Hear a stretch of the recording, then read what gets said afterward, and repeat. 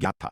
कोई नहीं जानता था कि इसमें कितने खतरे छिपे हैं। यदि असुर जयकाल का सामना गुप्त क्षेत्र के भीतर कुछ भयानक प्राणियों से हुआ और परिणाम स्वरूप वह नष्ट हो गया तो यह आश्चर्य की बात नहीं होगी।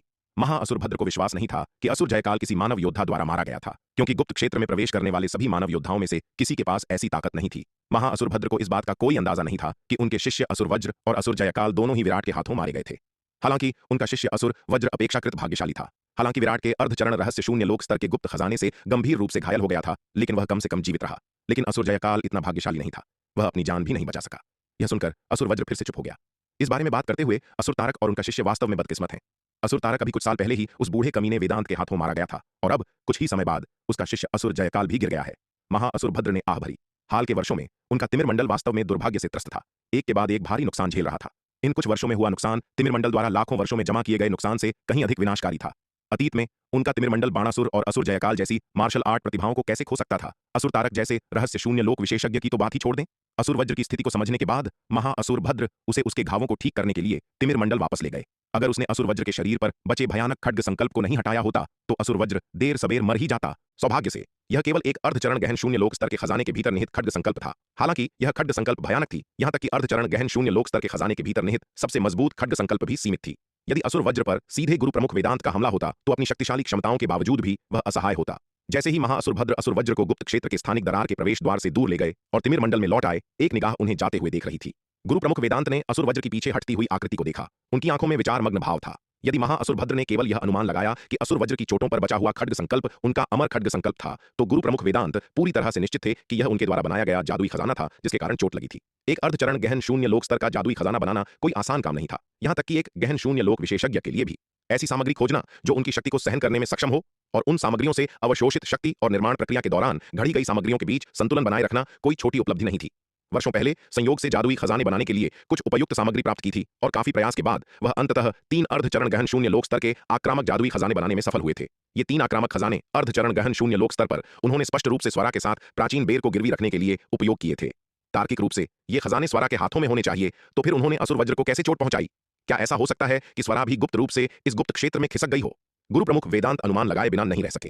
हालांकि उन्होंने जल्दी ही इस विचार को खारिज कर दिया। इसका कोई मतलब नहीं था। अगर असुर वज्र का सामना गुप्त क्षेत्र में स्वरा से होता तो वह निश्चित रूप से उसके चंगुल से जीवित नहीं बच पाता। इसके अलावा स्वरा की ताकत के साथ उसे असुर वज्र को मारने के लिए उसके द्वारा दिए गए उन 3 आक्रामक खजानों का उपयोग करने की आवश्यकता नहीं होगी। स्वरा की ताकत पहले से ही बहुत अधिक थी और यह उल्लेख करने की आवश्यकता नहीं है कि उसने प्राचीन बेर का सेवन किया था, जो अविश्वसनीय रूप से चमत्कारी और सर्वोच्च साधना खजाना था। स्वरा की ताकत के साथ शायद गहन शून्य लोक से नीचे बहुत कम लोग थे जो अब उसका मुकाबला कर सकें। यहां तक कि एक अर्धचरण गहन शून्य लोक विशेषज्ञ भी उसे हराने में सक्षम नहीं हो सकता है। असुर वज्र की वर्तमान ताकत के साथ स्वरा की पकड़ से बचना एक सपना होगा। क्या ऐसा हो सकता है कि असुर वज्र स्वरा के शिष्य से घायल हो गया हो? इसका कोई मतलब नहीं है। स्वरा की शिष्या हिमानी वर्तमान में पूर्वी नक्षत्र क्षेत्र के पूर्वी नक्षत्र नगर में एकांत साधना में है। उसने इस गुप्त क्षेत्र के अभियान में भाग नहीं लिया। क्या ऐसा हो सकता है कि स्वरा ने पिछले कुछ वर्षों में कोई नया शिष्य बनाया हो? अगर ऐसा है तो यह व्यक्ति कौन है? स्वरा की आंखें बहुत पारखी हैं। कोई भी जो उसकी नजर में आता है और उसका शिष्य बन जाता है वह कोई साधारण व्यक्ति नहीं है। गुरु प्रमुख वेदांत ने ध्यान से विचार किया, गुप्त क्षेत्र में प्रवेश करने वाले सभी युवा प्रतिभाओं पर विचार किया, लेकिन अंततः उन्होंने उन सभी को खारिज कर दिया। अंततः गुरु प्रमुख वेदांत के दिमाग में एक श्वेत वस्त्रधारी आकृति कौंध गई। क्या वह वनवीर हो सकता है? यदि कोई ऐसा व्यक्ति है जिसे स्वरा द्वारा शिष्य के रूप में चुने जाने की सबसे अधिक संभावना है तो वह वनवीर है, लेकिन वनवीर तन्वी का साधना साथी है। स्वरा वह लड़की शायद उसे शिष्य के रूप में स्वीकार नहीं करेगी, है ना? गुरु प्रमुख वेदांत ने सिर हिलाया। इस विचार को खारिज करने ही वाले थे कि उन्हें एक विचार आया।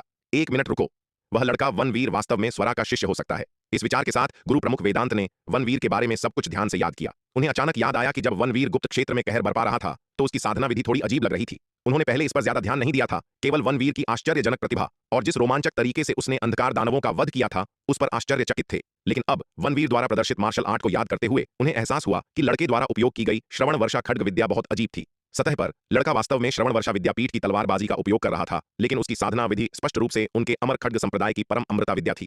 कोई आश्चर्य नहीं कि उन्हें उस लड़के के बारे में एक अजीब सी परिचितता महसूस हुई।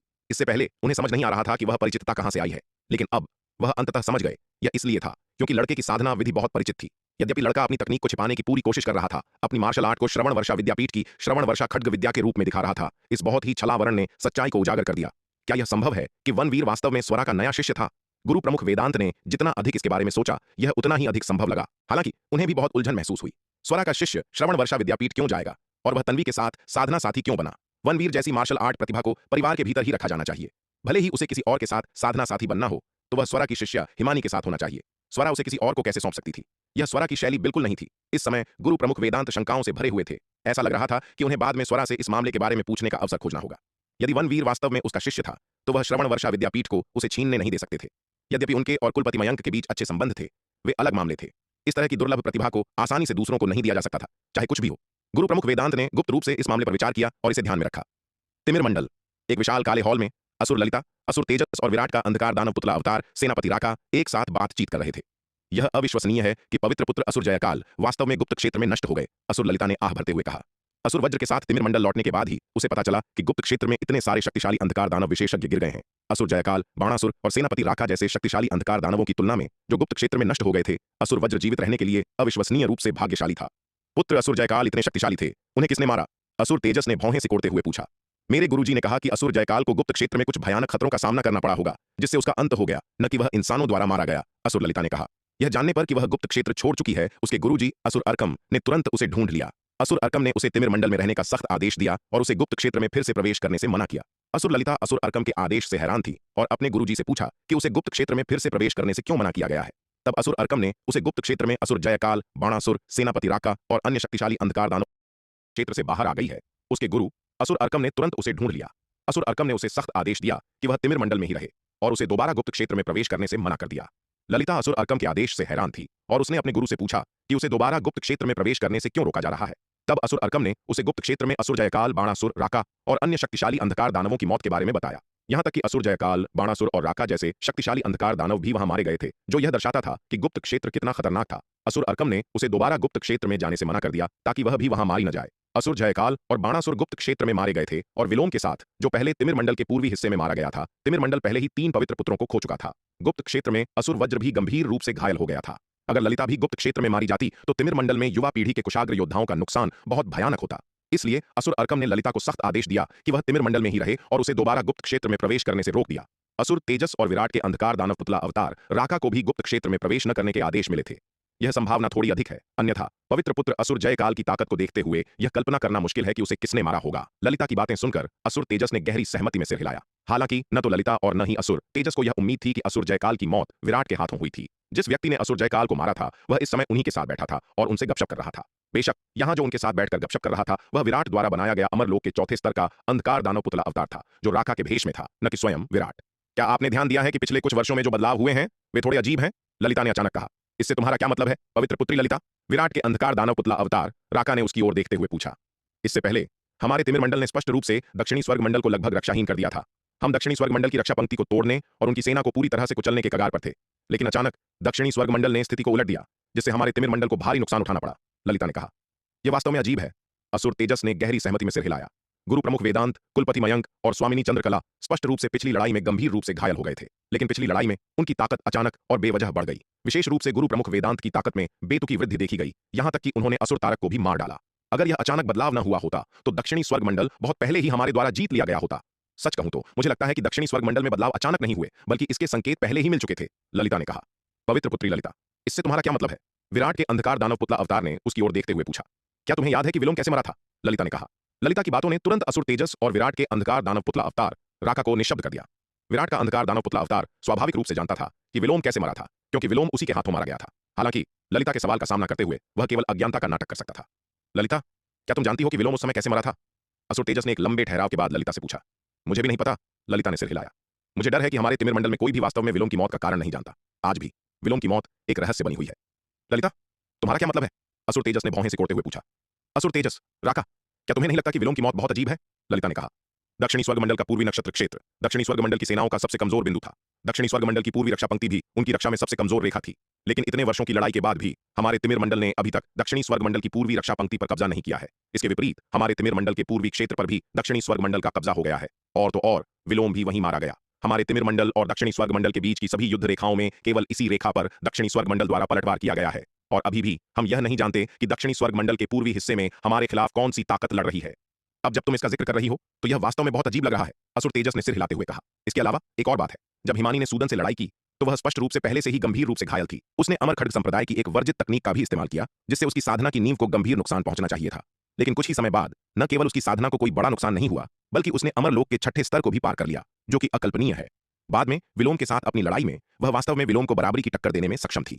क्या तुम्हें नहीं लगता कि गुरु प्रमुख वेदांत, कुलपति मयंक और स्वामिनी चंद्रकला की स्थितियां उस समय हिमानी के साथ जो हुआ उसके बहुत समान है? ललिता, अब जब तुम यह कह रही हो तो यह सचमुच सच है।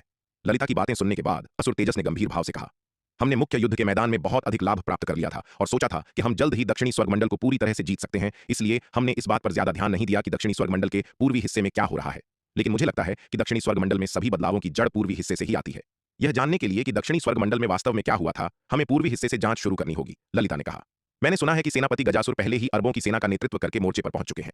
इतनी शक्तिशाली सेना के साथ सेनापति गजासुर दक्षिणी स्वर्गमंडल के पूर्वी हिस्से की समस्याओं को हल करने में सक्षम होने चाहिए, है ना? असुर तेजस ने एक पल के लिए सोचा और कहा, मुझे लगता है कि यह मामला इतना आसान नहीं है। ललिता ने सिर हिलाया और कहा, इस समस्या को हल करने के लिए मुझे लगता है कि कम से कम एक अर्धचरण रहस्य शून्य लोक के विशेषज्ञ या यहां तक कि एक रहस्य शून्य लोक के विशेषज्ञ को व्यक्तिगत रूप से कार्रवाई करने की आवश्यकता है। केवल एक पर्याप्त शक्तिशाली बल ही स्पष्ट रूप से जांच कर सकता है कि दक्षिणी स्वर्गमंडल के पूर्वी हिस्से में वास्तव में क्या हुआ था। ललिता, क्या तुम यह कह रही हो कि सेनापति गजासुर की अरबों की सेना भी इस समस्या को हल नहीं कर सकती? यह सुनकर असुर तेजस आश्चर्यचकित हुआ और उसने पूछा, मुझे ऐसा नहीं लगता। ललिता ने सिर हिलाते हुए कहा, दक्षिणी स्वर्गमंडल का पूर्वी हिस्सा मुझे एक विशाल भंवर की तरह लगता है। चाहे कितनी भी सेनाएं भेजी जाए वे निगल ली जाएंगी। पर्याप्त शक्ति के बिना वहां जाने का अंजाम विलोम, ब्रजेश और सूदन जैसा ही होगा। पवित्र पुत्री ललिता, क्या आपको लगता है कि वे रहस्य शून्य लोक के एल्डर व्यक्तिगत रूप से दक्षिणी स्वर्गमंडल के पूर्वी हिस्से में जाएंगे? इस समय विराट के अंधकार दानव पुतला अवतार राका ने ललिता से पूछा। देर सबेर ऐसा ही होगा, ललिता ने सिर हिलाते हुए कहा। मैंने पहले ही अपने गुरु के साथ इस पर चर्चा की है। मेरे गुरु ने भी कहा कि दक्षिणी स्वर्गमंडल के पूर्वी हिस्से की समस्या वास्तव में संदेहों से भरी है और इसे हल्के में नहीं लिया जा सकता। यह सुनकर विराट के अंधकार दानव पुतला अवतार की रीढ़ में सिहरन दौड़ गई। यह परेशानी की बात थी। अगर अंधकार दानव वंश ने सचमुच रहस्य शून्य लोक के विशेषज्ञों को दक्षिणी स्वर्गमंडल के पूर्वी हिस्से में भेजा तो तलवार संप्रदाय को भारी खतरे का सामना करना पड़ेगा। इसके अलावा इससे तलवार संप्रदाय के दुनिया के सामने उजागर होने की संभावना थी। तलवार संप्रदाय के पास बहुत सारे रहस्य थे, यदि उजागर हुए तो कई सामने आ जाएंगे। हालांकि इसकी ताकत पहले की तुलना में बहुत अधिक थी, लेकिन यह अभी भी तिमिर मंडल के पूरे अंधकार दानव वंश से मुकाबला करने के लिए अपर्याप्त थी। इसके अलावा अगर तलवार संप्रदाय के रहस्य उजागर हो गए तो उसे न केवल तिमिर मंडल के अंधकार दानव वंश से बल्कि दक्षिणी स्वर्ग मंडल के भीतर मानव जाति से भी खतरों का सामना करना पड़ेगा। तलवार संप्रदाय के अद्भुत संसाधन योद्धाओं की साधना के लिए अत्यंत महत्वपूर्ण थे। ऐसे संसाधनों का सामना करते हुए कोई भी योद्धा उनके आकर्षण का विरोध नहीं कर पाएगा। पवित्र पुत्री ललिता, असुर अर्कम, क्या आप व्यक्तिगत रूप से दक्षिणी स्वर्ग मंडल के पूर्वी हिस्से में जा रहे हैं? विराट के अंधकार दानव पुतला अवतार ने ललिता से पूछा। उसे इस मामले को अच्छी तरह से समझने की जरूरत थी ताकि वह उसी के अनुसार तैयारी कर सके। अभी के लिए नहीं, ललिता ने यह सुनकर सिर हिलाया।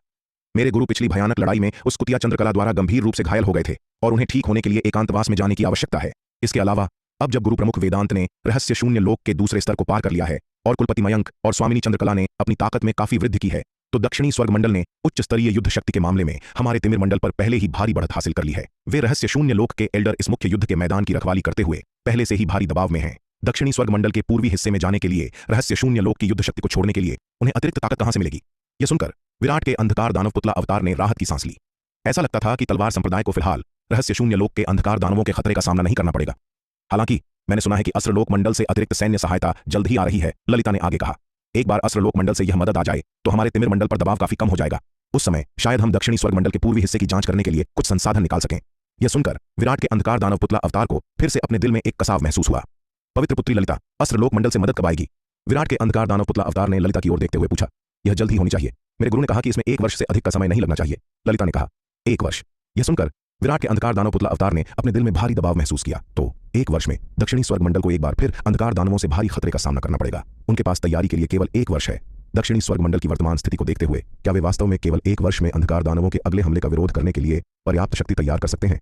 हालांकि गुरु प्रमुख वेदांत ने रहस्य शून्य लोक के दूसरे स्तर को पार कर लिया था और कुलपति मयंक और स्वामिनी चंद्रकला ने भी अपनी ताकत में उल्लेखनीय वृद्धि का अनुभव किया था। इससे वास्तव में दक्षिणी स्वर्ग मंडल की शक्ति में बहुत वृद्धि हुई। हालांकि अंधकार दानव वंश के खिलाफ पिछली लड़ाई में दक्षिणी स्वर्ग मंडल की सेना को भारी नुकसान उठाना पड़ा और वह गंभीर रूप से कमजोर हो गई थी। इस कमजोरी की भरपाई इतनी आसानी से नहीं की जा सकती थी। नहीं, वे हाथ पर हाथ धरे बैठकर अपनी तबाही का इंतजार नहीं कर सकते थे। उन्हें पहल करनी होगी। यदि वे तिमिर मंडल और अस्त्रलोक मंडल के बीच के स्थानिक मार्ग को नष्ट कर सकें तो वे तिमिर मंडल को अस्त्रलोक मंडल की सहायता से काट सकते थे। तिमिर मंडल और अस्त्रलोक मंडल के बीच स्थानिक मार्ग के पुनर्निर्माण के लिए बहुत समय और संसाधनों की आवश्यकता होगी। इससे दक्षिणी स्वर्ग मंडल को ठीक होने के लिए अधिक समय मिल जाएगा। पर्याप्त समय मिलने पर एक बार तलवार संप्रदाय की ताकत विकसित हो जाने के बाद उन्हें तिमिर मंडल से डरने की आवश्यकता नहीं होगी। वास्तव में तलवार संप्रदाय अस्त्रलोक मंडल के खिलाफ जवाबी हमला भी कर सकता है, ठीक वैसे ही जैसे उसने कंटक महाद्वीप के अंधकार दानव वंश के साथ किया था। शुरुआत में कंटक महाद्वीप के अंधकार दानव वंश का सामना करते समय तलवार संप्रदाय को जीवन मरण के संकट का सामना करना पड़ा था। उस समय कंटक महाद्वीप की तुलना में तलवार संप्रदाय एक चींटी की तरह कमजोर था। कंटक महाद्वीप, जो केवल एक छोटा कबीला था, ने एक ऐसी सेना भेजी थी जिसने शक्ति सिंधु महाद्वीप को लगभग विनाश के कगार पर ला दिया था। लेकिन अब तलवार संप्रदाय की ताकत कई गुना बढ़ गई है। अपनी वर्तमान शक्ति के साथ अतीत के कंटक महाद्वीप का सफाया करना आसान होगा। विकसित होने के लिए पर्याप्त समय मिलने पर तलवार संप्रदाय किसी से नहीं डरता। विराट का अंधकार दानव पुतला अवतार ललिता और असुर तेजस के साथ बातचीत करता रहा। इस बीच विराट का मुख्य शरीर, जो दक्षिणी स्वर्ग गुप्त क्षेत्र के स्वर्ण लौह पर्वत में एकांतवास में था, पहले से ही अपने अगले कदम की योजना बना रहा था। ललिता और असुर तेजस के साथ 1-2 घंटे और गपशप करने के बाद विराट का अंधकार दानव पुतला अवतार वहां से चला गया। इस बातचीत से विराट को ललिता की गहरी समझ प्राप्त हुई। यह मादा अंधकार दानव कोई साधारण व्यक्ति नहीं थी। हालांकि उसकी साधना का स्तर असुर वज्र और असुर जयकाल जैसे अंधकार दानवों जितना ऊंचा नहीं था, लेकिन उसकी बुद्धिमत्ता और दूरदर्शिता आश्चर्यजनक थी। यदि इस अंधकार दानव को खत्म नहीं किया गया तो वह देर सबेर मानव जाति के लिए एक बड़ा खतरा बन जाएगी। उसका वर्तमान साधना स्तर बहुत अधिक नहीं था और तिमिर मंडल पर उसका प्रभाव न्यूनतम था। दक्षिणी स्वर्ग मंडल के लिए उसका खतरा अभी तक पूरी तरह से महसूस नहीं किया गया था। एक बार जब वह रहस्य शून्य लोक को पार कर लेगी और तिमिर मंडल में एक अत्यधिक प्रभावशाली एल्डर बन जाएगी तो वह निस्संदेह दक्षिणी स्वर्ग मंडल के लिए एक जबरदस्त खतरा पैदा करेगी। यह मादा अंधकार दानव असुर वज्र और असुर जयकाल जैसे अंधकार दानवों से निपटने की तुलना में कहीं अधिक कठिन होने वाली थी। अगर भविष्य में कोई उपयुक्त अवसर मिला तो उसे जल्द से जल्द खत्म करना होगा। ललिता के निवास से निकलने के बाद विराट के अंधकार दानव पुतला अवतार ने तिमिर मंडल में एक एकांत पर्वत श्रृंखला खोज ली। इस एकांत पर्वत श्रृंखला में विराट के अंधकार दानव पुतला अवतार ने एक व्यूह स्थापित करने के लिए सामग्री निकाली और दक्षिणी स्वर्ग गुप्त क्षेत्र की पन्ना मज्जा घाटी को जोड़ने वाले एक स्थानिक स्थानांतरण व्यूह का निर्माण शुरू कर दिया। जब व्यूह पूरा हो गया तो प्रकाश की एक चमक दिखाई दी और उसके भीतर हरे वस्त्रों में एक आकृति प्रकट हुई। विराट का असली स्वरूप व्यक्तिगत रूप से तिमिर मंडल में आ गया था। आगमन पर विराट के असली स्वरूप ने असुर जयकाल की काली अंगूठी इस अंधकार दानव पुतला अवतार को सौंप दी। इस काली अंगूठी में असली राका भी था। सुरक्षित रहने के लिए विराट ने असली राका को इस अंधकार दानव पुतला अवतार के हाथों में छोड़ने का फैसला किया, ताकि अंधकार दानवों को राका को ट्रैक करने का कोई साधन न मिले और अंततः उसके अंधकार दानव पुतला अवतार में खामियों का पता चले, जिससे उसकी योजनाएं प्रभावित हों। असुर जयकाल की काली अंगूठी एक अर्धचरण रहस्य शून्य लोक स्तर का मायावी खजाना थी, जो राका एकमात्र चौथे स्तर के अमर लोक के अंधकार दानव को समायोजित करने के लिए पर्याप्त से अधिक थी। काली अंगूठी में राका को डालने के अलावा विराट ने वहां असुर जयकाल के अमर दानव स्फटिक भी छोड़ दिए। इस अंधकार दानव पुतला अवतार को अस्त्रलोक मंडल की स्थिति की जांच करने के लिए पर्याप्त धन की आवश्यकता थी। आखिरकार धन पहाड़ों को भी हिला सकता है और यह हर जगह लागू होता है। बेशक विराट ने असुर जयकाल के अमर दानव स्फटिक केवल इस अंधकार दानव पुतला अवतार के लिए छोड़े। उसने असुर जयकाल के खजाने और जादुई हथियारों को उस पर नहीं छोड़ा। तिमिर मंडल के 10 पवित्र पुत्रों में तीसरे स्थान पर होने के नाते ऐसे काफी अंधकार दानव होने चाहिए जो उसके द्वारा उपयोग किए जाने वाले जादुई हथियारों और खजानों को पहचानते हों। असुर जयकाल के खजाने को इस अंधकार दानव पुतला अवतार पर छोड़ना व्यर्थ था, क्योंकि वह उन्हें अन्य अंधकार दानवों को दिखाने की हिम्मत नहीं करता था। अगर उनका पता चल गया तो दांव उल्टा पड़ जाएगा। जहां तक असुर जयकाल की काली अंगूठी की बात है, विराट को इसके पहचाने जाने की चिंता नहीं थी। पहला, वह इसे उन्हें नहीं दिखाएगा। दूसरा, उसने अनंत परम मीनार से इसे संशोधित करवा लिया था, जिससे इसकी शक्ति प्रभावी रूप से छिप गई थी। जब तक उसका अंधकार दानव पुतला अवतार सक्रिय रूप से इसे प्रकट नहीं करता, तब तक इसके उजागर होने का कोई जोखिम नहीं था।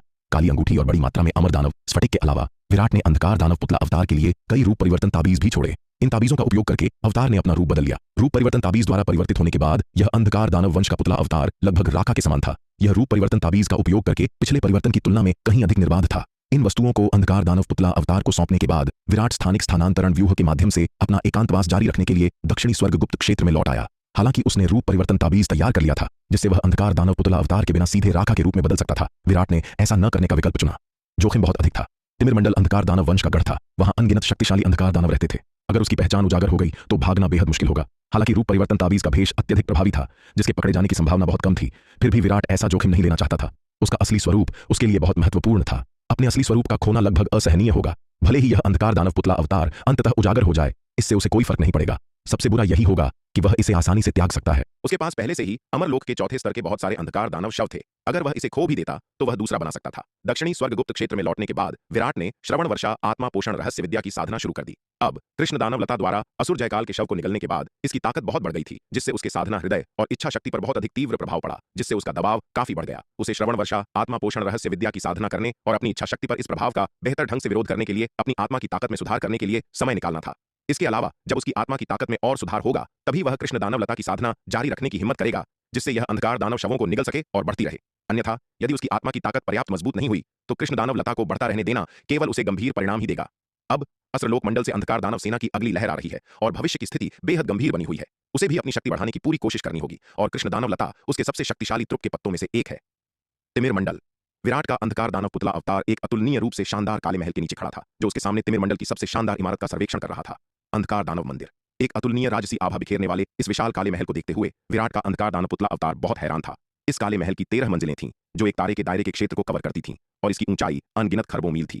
यह काला महल कई विशाल तारों से कहीं अधिक बड़ा था। हालांकि विराट ने राका की यादों में इस विशाल काले महल को देखा था, लेकिन इस शानदार काले महल के सामने व्यक्तिगत रूप से खड़े होने से वह अभी भी विस्मय से भर गया। इस विशाल काले महल के सामने उसका विशाल अंधकार दानव पुतला अवतार भी इसकी भव्यता की तुलना में एक चींटी की तरह महत्वहीन लग रहा था। तिमिर मंडल के 10 पवित्र पुत्रों में से एक के रूप में इस अंधकार दानव मंदिर के भीतर राका का अपना निवास भी था। इसके अलावा उसका निवास काफी महत्वपूर्ण था। अंधकार दानव मंदिर की सबसे ऊपरी मंजिल तिमिर मंडल के प्रमुख और शाखा मंदिर के प्रमुख असुर सम्राट अंधक का निवास स्थान था। असुर सम्राट अंधक को छोड़कर किसी भी अंधकार दानव को सामान्य परिस्थितियों में इस मंजिल पर कदम रखने की अनुमति नहीं थी। दूसरी सबसे ऊंची मंजिल 12वीं मंजिल रहस्य शून्य लोक के अंधकार दानव एल्डर्स का निवास स्थान था। 11वीं मंजिल अर्धचरण रहस्य शून्य लोक के एल्डर्स का निवास स्थान था। मंजिल जितनी ऊंची होगी वहां रहने वाले अंधकार दानव की स्थिति उतनी ही ऊंची होगी। इस अंधकार दानव मंदिर के भीतर राका का निवास 5वीं मंजिल पर स्थित था। विराट का अंधकार दानव पुतला अवतार विशाल काले महल के नीचे कुछ देर खड़ा रहा और फिर कदम बढ़ाकर उसकी ओर चल पड़ा। रास्ते में पुतला अवतार का सामना कई अन्य अंधकार दानवों से हुआ। वे अंधकार दानव जो अंधकार दानव मंदिर में प्रवेश कर सकते थे और बाहर निकल सकते थे, वे या तो उच्च पदस्थ एल्डर थे या असाधारण रूप से प्रतिभाशाली कुशाग्र योद्धा थे। साधारण अंधकार दानव इस कक्ष में प्रवेश करने के योग्य नहीं थे, जिसे वे अतुलनीय रूप से पवित्र मानते थे। विराट ने राका की आत्मा की खोज की थी और उसकी यादें प्राप्त की थीं, इसलिए वह स्वाभाविक रूप से रास्ते में मिले अंधकार दानवों से परिचित था। उसने या तो उन अंधकार दानवों का बहुत उत्साह के साथ अभिवादन किया जिनसे वह मिला, या ठंडे भाव से उनके पास से गुजर गया। उसके सभी कार्य राका के पिछले व्यवहार के अनुसार थे। इन अंधकार दानवों में कुछ का राका के साथ अच्छा संबंध था और विराट का अंधकार दानव पुतला अवतार स्वाभाविक रूप से उनके साथ सुखद बातचीत करेगा।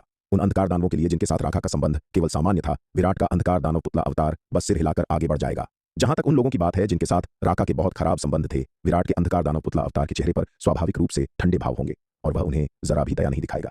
वास्तव में यदि उसका सामना किसी ऐसे व्यक्ति से होता जिसकी राका से दुश्मनी थी, तो विराट का अंधकार दानव पुतला अवतार उनका मजाक भी उड़ाएगा। विराट के अंधकार दानव पुतला अवतार के ये कार्य अतीत में राका के लगभग समान थे और एक भी अंधकार दानव को संदेह नहीं था कि वह एक बहरूपियां था।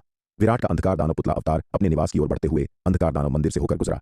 चूंकि अंधकार दानव वंश वर्तमान में दक्षिणी स्वर्ग मंडल के साथ गतिरोध में फंसा हुआ है और गुप्त क्षेत्र के उभरने के कारण अधिकांश अंधकार दानव या तो अग्रिम पंक्ति में हैं या गुप्त क्षेत्र में प्रवेश कर चुके हैं, इसलिए इस अंधकार दानव मंदिर में बहुत अधिक अंधकार दानव नहीं है। विराट का अंधकार दानव पुतला अवतार 5वीं मंजिल पर गया और उस विशाल कक्ष में पहुंचा जहां राका रहता था।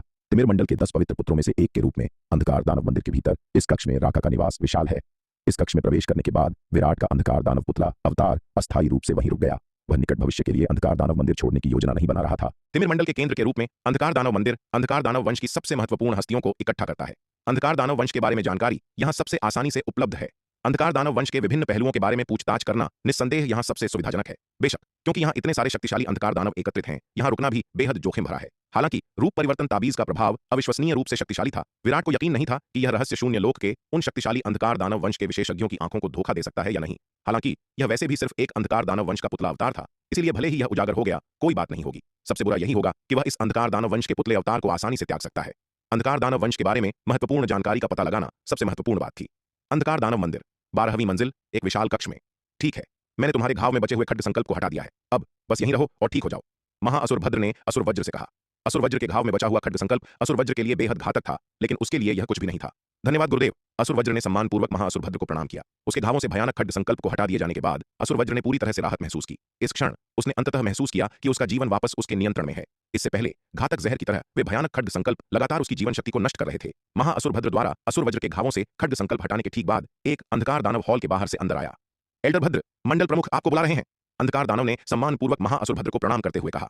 मंडल प्रमुख द्वारा बुलाया गया है। महाअसुर भद्र आश्चर्यचकित रह गया। उसने अंधकार दानव की ओर देखा और पूछा, मंडल प्रमुख मुझसे क्या चाहते हैं? मंडल प्रमुख ने एक परिषद की बैठक आयोजित करने के लिए सभी एल्डर्स को बुलाया है। आपसे चर्चा करने के लिए कुछ महत्वपूर्ण बात होगी। अंधकार दानव ने कहा। ठीक है, मैं अभी जाता हूं। महाअसुर भद्र ने एक पल के लिए सोचा और कहा।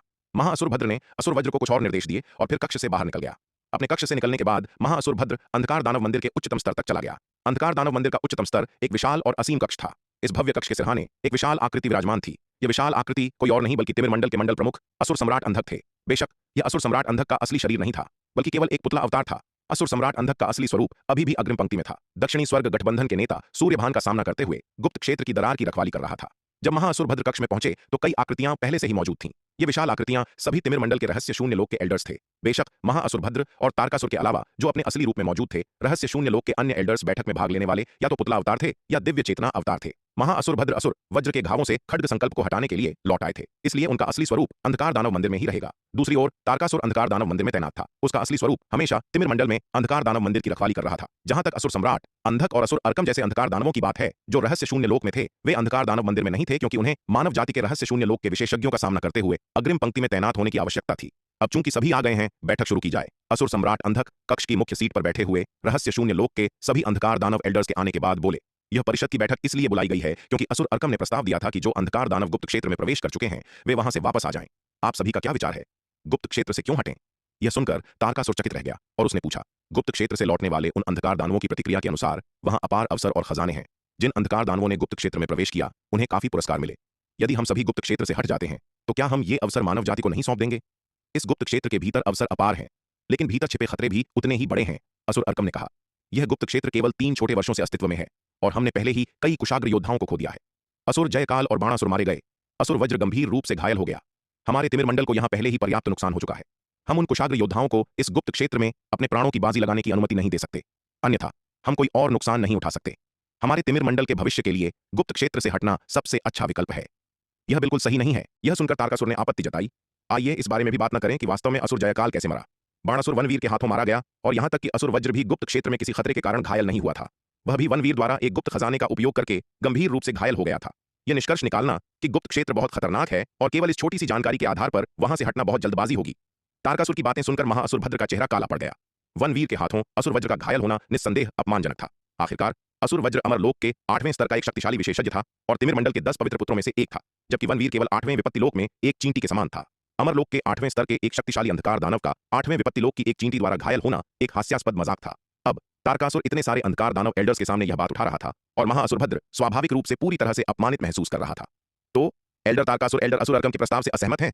महाअसुर भद्र ने गंभीर चेहरे के साथ तारकासुर की ओर देखा। मेरा मानना है कि इस मामले पर सावधानी से विचार किया जाना चाहिए। कोई निर्णय लेने से पहले हमें गुप्त क्षेत्र के भीतर की स्थिति की जांच करनी चाहिए। गुप्त क्षेत्र से जल्दबाजी में हटना बहुत जल्दबाजी होगी, तारकासुर ने कहा। अगर हमारे तिमिर मंडल के कोई और कुशाग्र योद्धा गुप्त क्षेत्र में मारे गए तो क्या एल्डर तारकासुर परिणामों के लिए जिम्मेदार होंगे? महाअसुर भद्र ने ठंडे चेहरे के साथ उसे घूरते हुए कहा।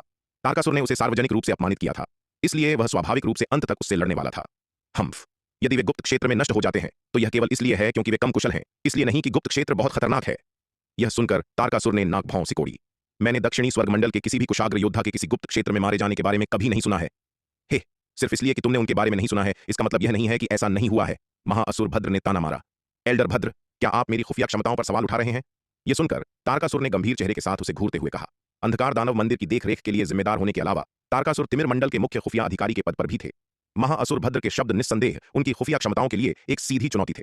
असुर सम्राट अंधक और इतने सारे अंधकार दानव एल्डर्स के सामने अपनी खुफिया क्षमताओं को सीधे तौर पर नकारे जाने को तारकासुर अब बर्दाश्त नहीं कर सका। तारकासुर, क्या तुम्हें अपनी खुफिया क्षमताओं पर सवाल उठाने की जरूरत भी है? यह सुनकर महाअसुर भद्र ने ताना मारा।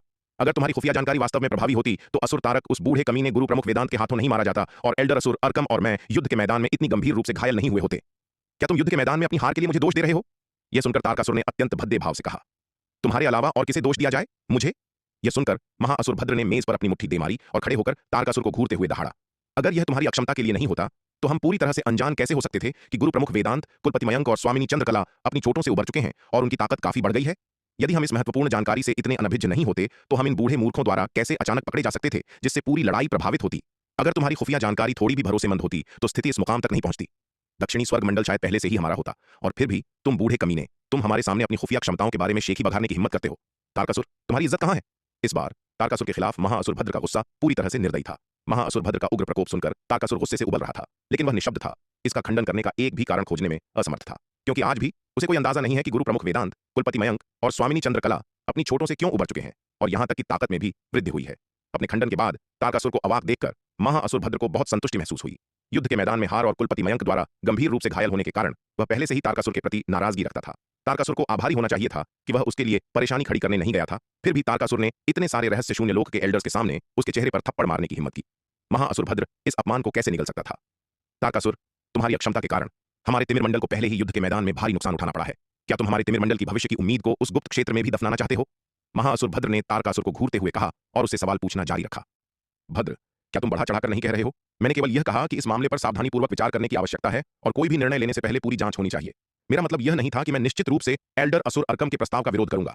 महाअसुर भद्र को और आगे जाते देख तारकासुर अब और पीछे नहीं रह सका। उसने महाअसुर भद्र को घूरते हुए गुस्से में कहा, ठीक है, आइए असुर अर्कम के प्रस्ताव के अनुसार आगे बढ़ें। ठीक उसी समय जब तारकासुर और महाअसुर भद्र बहस कर रहे थे, कक्ष में मुख्य सीट पर ऊंचे स्थान पर बैठे असुर सम्राट अंधक अचानक बोल पड़े। पिछली लड़ाई में हार के बाद असुर सम्राट अंधक को भी तारकासुर से बहुत सी शिकायतें थीं। आखिरकार तारकासुर को पहले से कोई जानकारी नहीं मिली थी कि गुरु प्रमुख वेदांत, कुलपति मयंक और स्वामिनी चंद्रकला अपनी चोटों से उबर चुके थे और उनकी ताकत काफी बढ़ गई थी।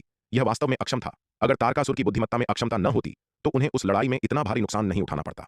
गुरु प्रमुख वेदांत के हाथों असुर तारक नहीं मारा जाता। कुलपति मयंक और स्वामिनी चंद्रकला द्वारा महाअसुर भद्र और असुर अर्कम को गंभीर रूप से घायल नहीं किया जाता। महाअसुर भद्र को इसे फिर से उठाते हुए सुनकर तारकासुर के प्रति असुर सम्राट अंधक का गुस्सा फिर से भड़क उठा। इस समय वह स्वाभाविक रूप से तारकासुर की बकवास और नहीं सुनना चाहता था। मूल रूप से उसे असुर अर्कम के सुझाव के बारे में कुछ झिझक थी, लेकिन असुर अर्कम के प्रस्ताव का तारकासुर का कड़ा विरोध देखकर वह और अधिक दृढ़ हो गया। मालिक, असुर सम्राट अंधक के शब्द सुनकर तारकासुर का दिल डूब गया। वह बहस जारी रखना चाहता था। ठीक है, यह तय हो गया, बैठक स्थगित। इससे पहले कि तारकासुर बोलना समाप्त कर पाता, असुर सम्राट अंधक ने तिरस्कार पूर्वक हाथ हिलाया। असुर सम्राट अंधक का दृढ़ रवैया देखकर तारकासुर ने मन ही मन आह भरी। असुर सम्राट अंधक के रवैये को देखते हुए वह स्पष्ट रूप से अब उनकी सलाह नहीं सुनेगा। अब और कहना शायद बेकार होगा और इससे असुर सम्राट अंधक की नाराजगी भी भड़क सकती है। अंततः हाल के वर्षों में उनकी खुफिया विफलताओं के कारण ही असुर सम्राट अंधक ने उन पर से विश्वास खो दिया था। ऐसा लगता है कि मुझे अभी भी पूरी तरह से जांच करने की आवश्यकता है कि दक्षिणी स्वर्ग मंडल में वास्तव में क्या हुआ था, अन्यथा तिमिर मंडल में उनकी स्थिति खतरे में पड़ सकती है।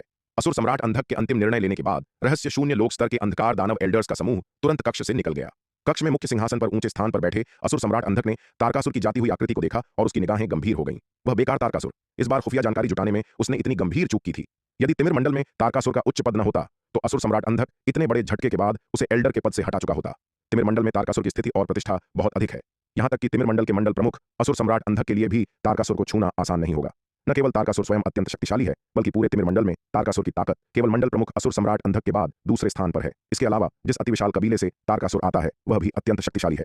यदि असुर सम्राट अंधक तारकासुर को एल्डर के पद से हटाते हैं तो इससे पूरे तिमिर मंडल में भारी हलचल मच जाएगी। इसलिए भले ही तारकासुर की खुफिया जानकारी जुटाने में हाल के वर्षों में इतनी बड़ी गलती हुई हो, असुर सम्राट अंधक आसानी से उनके खिलाफ कार्रवाई नहीं कर सकते। बेशक अगर तारकासुर का खुफिया काम इतना खराब बना रहता है जिससे पूरे तिमिर मंडल की एल्डर्स परिषद नाराज हो जाती है, असुर सम्राट अंधक तारकासुर को एल्डर के पद से हटा सकते हैं यदि 2/3 से अधिक एल्डर्स सहमत हों।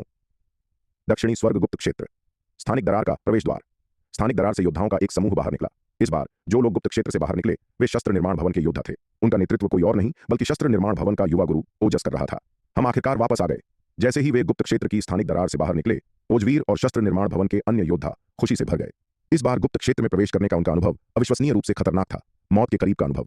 अगर वनवीर और तन्वी नहीं होते तो वे बहुत पहले ही असुर वज्र, बाणासुर और अन्य अंधकार दानवों के हाथों मारे गए होते। इस क्षण जैसे ही वे गुप्त क्षेत्र से सुरक्षित बाहर निकले, सभी ने राहत की सांस ली। ओजस, ओजवीर, तुम वापस आ गए। ओजस, ओजवीर और शस्त्र निर्माण भवन के अन्य योद्धाओं की वापसी की खबर मिलते ही शस्त्र निर्माण भवन के प्रमुख ओजपाल तुरंत वहां पहुंचे। पिताजी प्रणाम। गुरुदेव। ओजपाल को आते देख ओजस, ओजवीर और शस्त्र निर्माण भवन के अन्य योद्धाओं ने जल्दी और सम्मानपूर्वक उन्हें प्रणाम किया। औपचारिकता की कोई आवश्यकता नहीं है, ओजपाल ने हाथ हिलाते हुए कहा। ओ ओजस, तुमने अमरलोक के 8वें स्तर को पार कर लिया है। ओजपाल ने ओजस की ओर देखा और जब उसे पता चला कि ओजस की आभा पहले से ही 8वें स्तर के अमरलोक के योद्धा की है तो उसने आश्चर्य और खुशी के साथ पूछा। ओजस का इतनी जल्दी अमरलोक के 8वें स्तर को पार करना शस्त्र निर्माण भवन के लिए वास्तव में एक बड़ी खबर थी। हाँ पिताजी, ओजस ने कहा। हाँ हाँ हाँ, बहुत बढ़िया, बहुत बढ़िया, बहुत बढ़िया, यह अद्भुत है। यह सुनकर ओजपाल जोर जोर से हंसने से खुद को रोक नहीं पाया। ओजस, तुम काफी अच्छे हो बच्चे, तुमने इतनी जल्दी अमरलोक के 8वें स्तर को पार कर लिया है। इस समय एक आवाज गूंजी। ओजस ने ऊपर देखा और पाया कि आने वाला व्यक्ति लंबी दाढ़ी और दुबले पतले रूप वाला एक बूढ़ा आदमी था। प्रणाम वरिष्ठ गुरु प्रमुख वेदांत। आने वाले को देखकर ओजस ने सम्मानपूर्वक प्रणाम किया। प्रणाम गुरु प्रमुख वेदांत। ओजवीर और शस्त्र निर्माण भवन के अन्य योद्धाओं ने जल्दबाजी में गुरु प्रमुख वेदांत को सम्मानपूर्वक प्रणाम किया। ऐसी औपचारिकताओं की कोई आवश्यकता नहीं है, गुरु प्रमुख वेदांत ने हाथ हिलाते हुए कहा। मुझे लगा था कि दक्षिणी स्वर्ग मंडल की युवा पीढ़ी में बूढ़े मयंक की शिष्या तन्वी सबसे उत्कृष्ट है, लेकिन अब ऐसा लगता है कि तुमने लड़के उसे पीछे छोड़ दिया है। गुरु प्रमुख वेदांत ने ओजस को ऊपर से नीचे तक देखा। उनकी आंखों में प्रशंसा की झलक थी। वरिष्ठ, आप मेरी चापलूसी कर रहे हैं। मैं अप्सरा तन्वी जैसी अद्वितीय प्रतिभा की बराबरी कैसे कर सकता हूं? यह सुनकर ओजस ने तुरंत अत्यंत विनम्रता के साथ उत्तर दिया। अगर भाई वनवीर और अप्सरा तन्वी की सहायता नहीं होती तो हम शायद गुप्त क्षेत्र में असुर वज्र और उन अंधकार दानवों के हाथों बहुत पहले ही मारे गए होते। अमरलोक के 8वें स्तर को पार करना तो दूर की बात है। ओजस, तुम्हारा क्या मतलब है?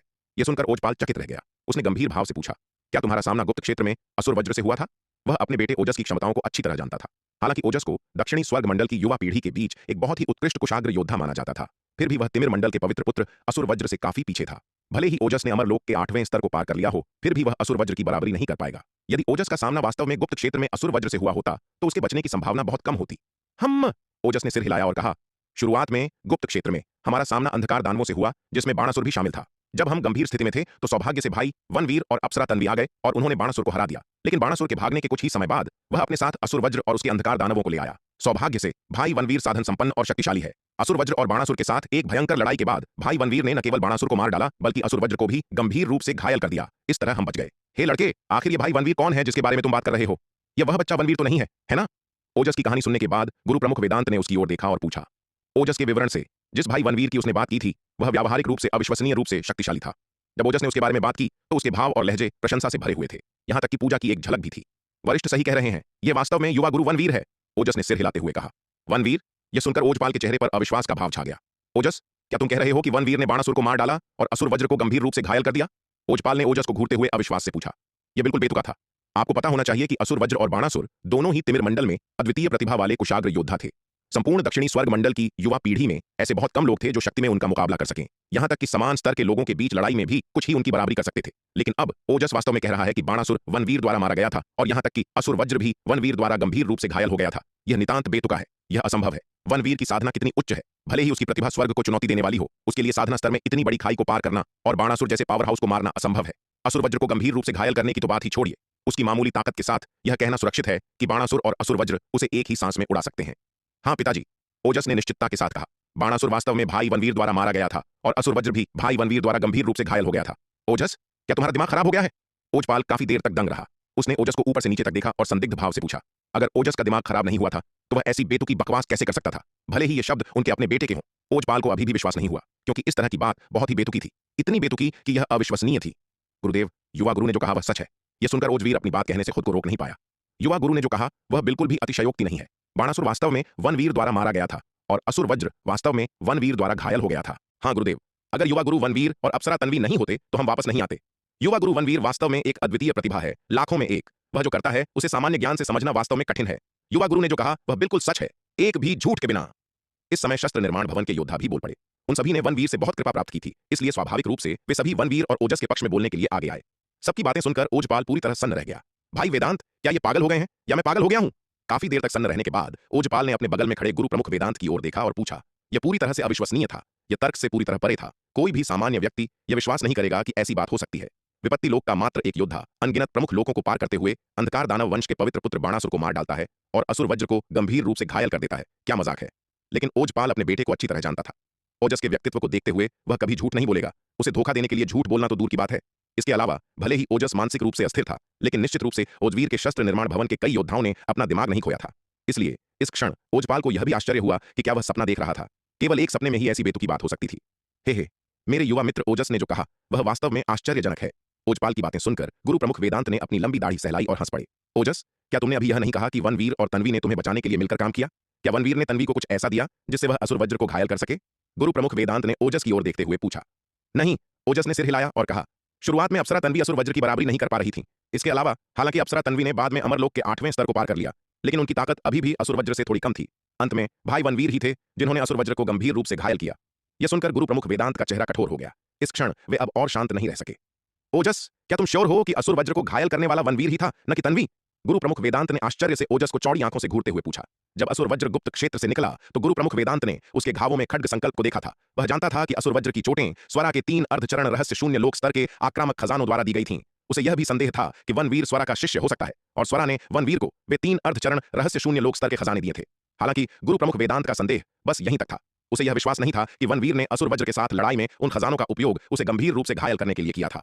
हालांकि वे 3 अर्धचरण रहस्य शून्य लोक स्तर के खजाने शक्तिशाली थे, वनवीर की ताकत को देखते हुए उसे असुर वज्र के साथ लड़ाई में उनका उपयोग करने का मौका नहीं मिलता। वह असुर वज्र द्वारा मारा जाता। इसके अलावा भले ही वनवीर को उन खजानों का उपयोग करने का अवसर मिला हो, उसकी ताकत उसे असुर वज्र को मारने की अनुमति नहीं देती। इसलिए गुरु प्रमुख वेदांत का मानना था कि वनवीर ने वे 3 गुप्त खजाने तन्वी को दे दिए थे, और तन्वी ने इन खजानों का उपयोग असुर वज्र को गंभीर रूप से घायल करने के लिए किया था।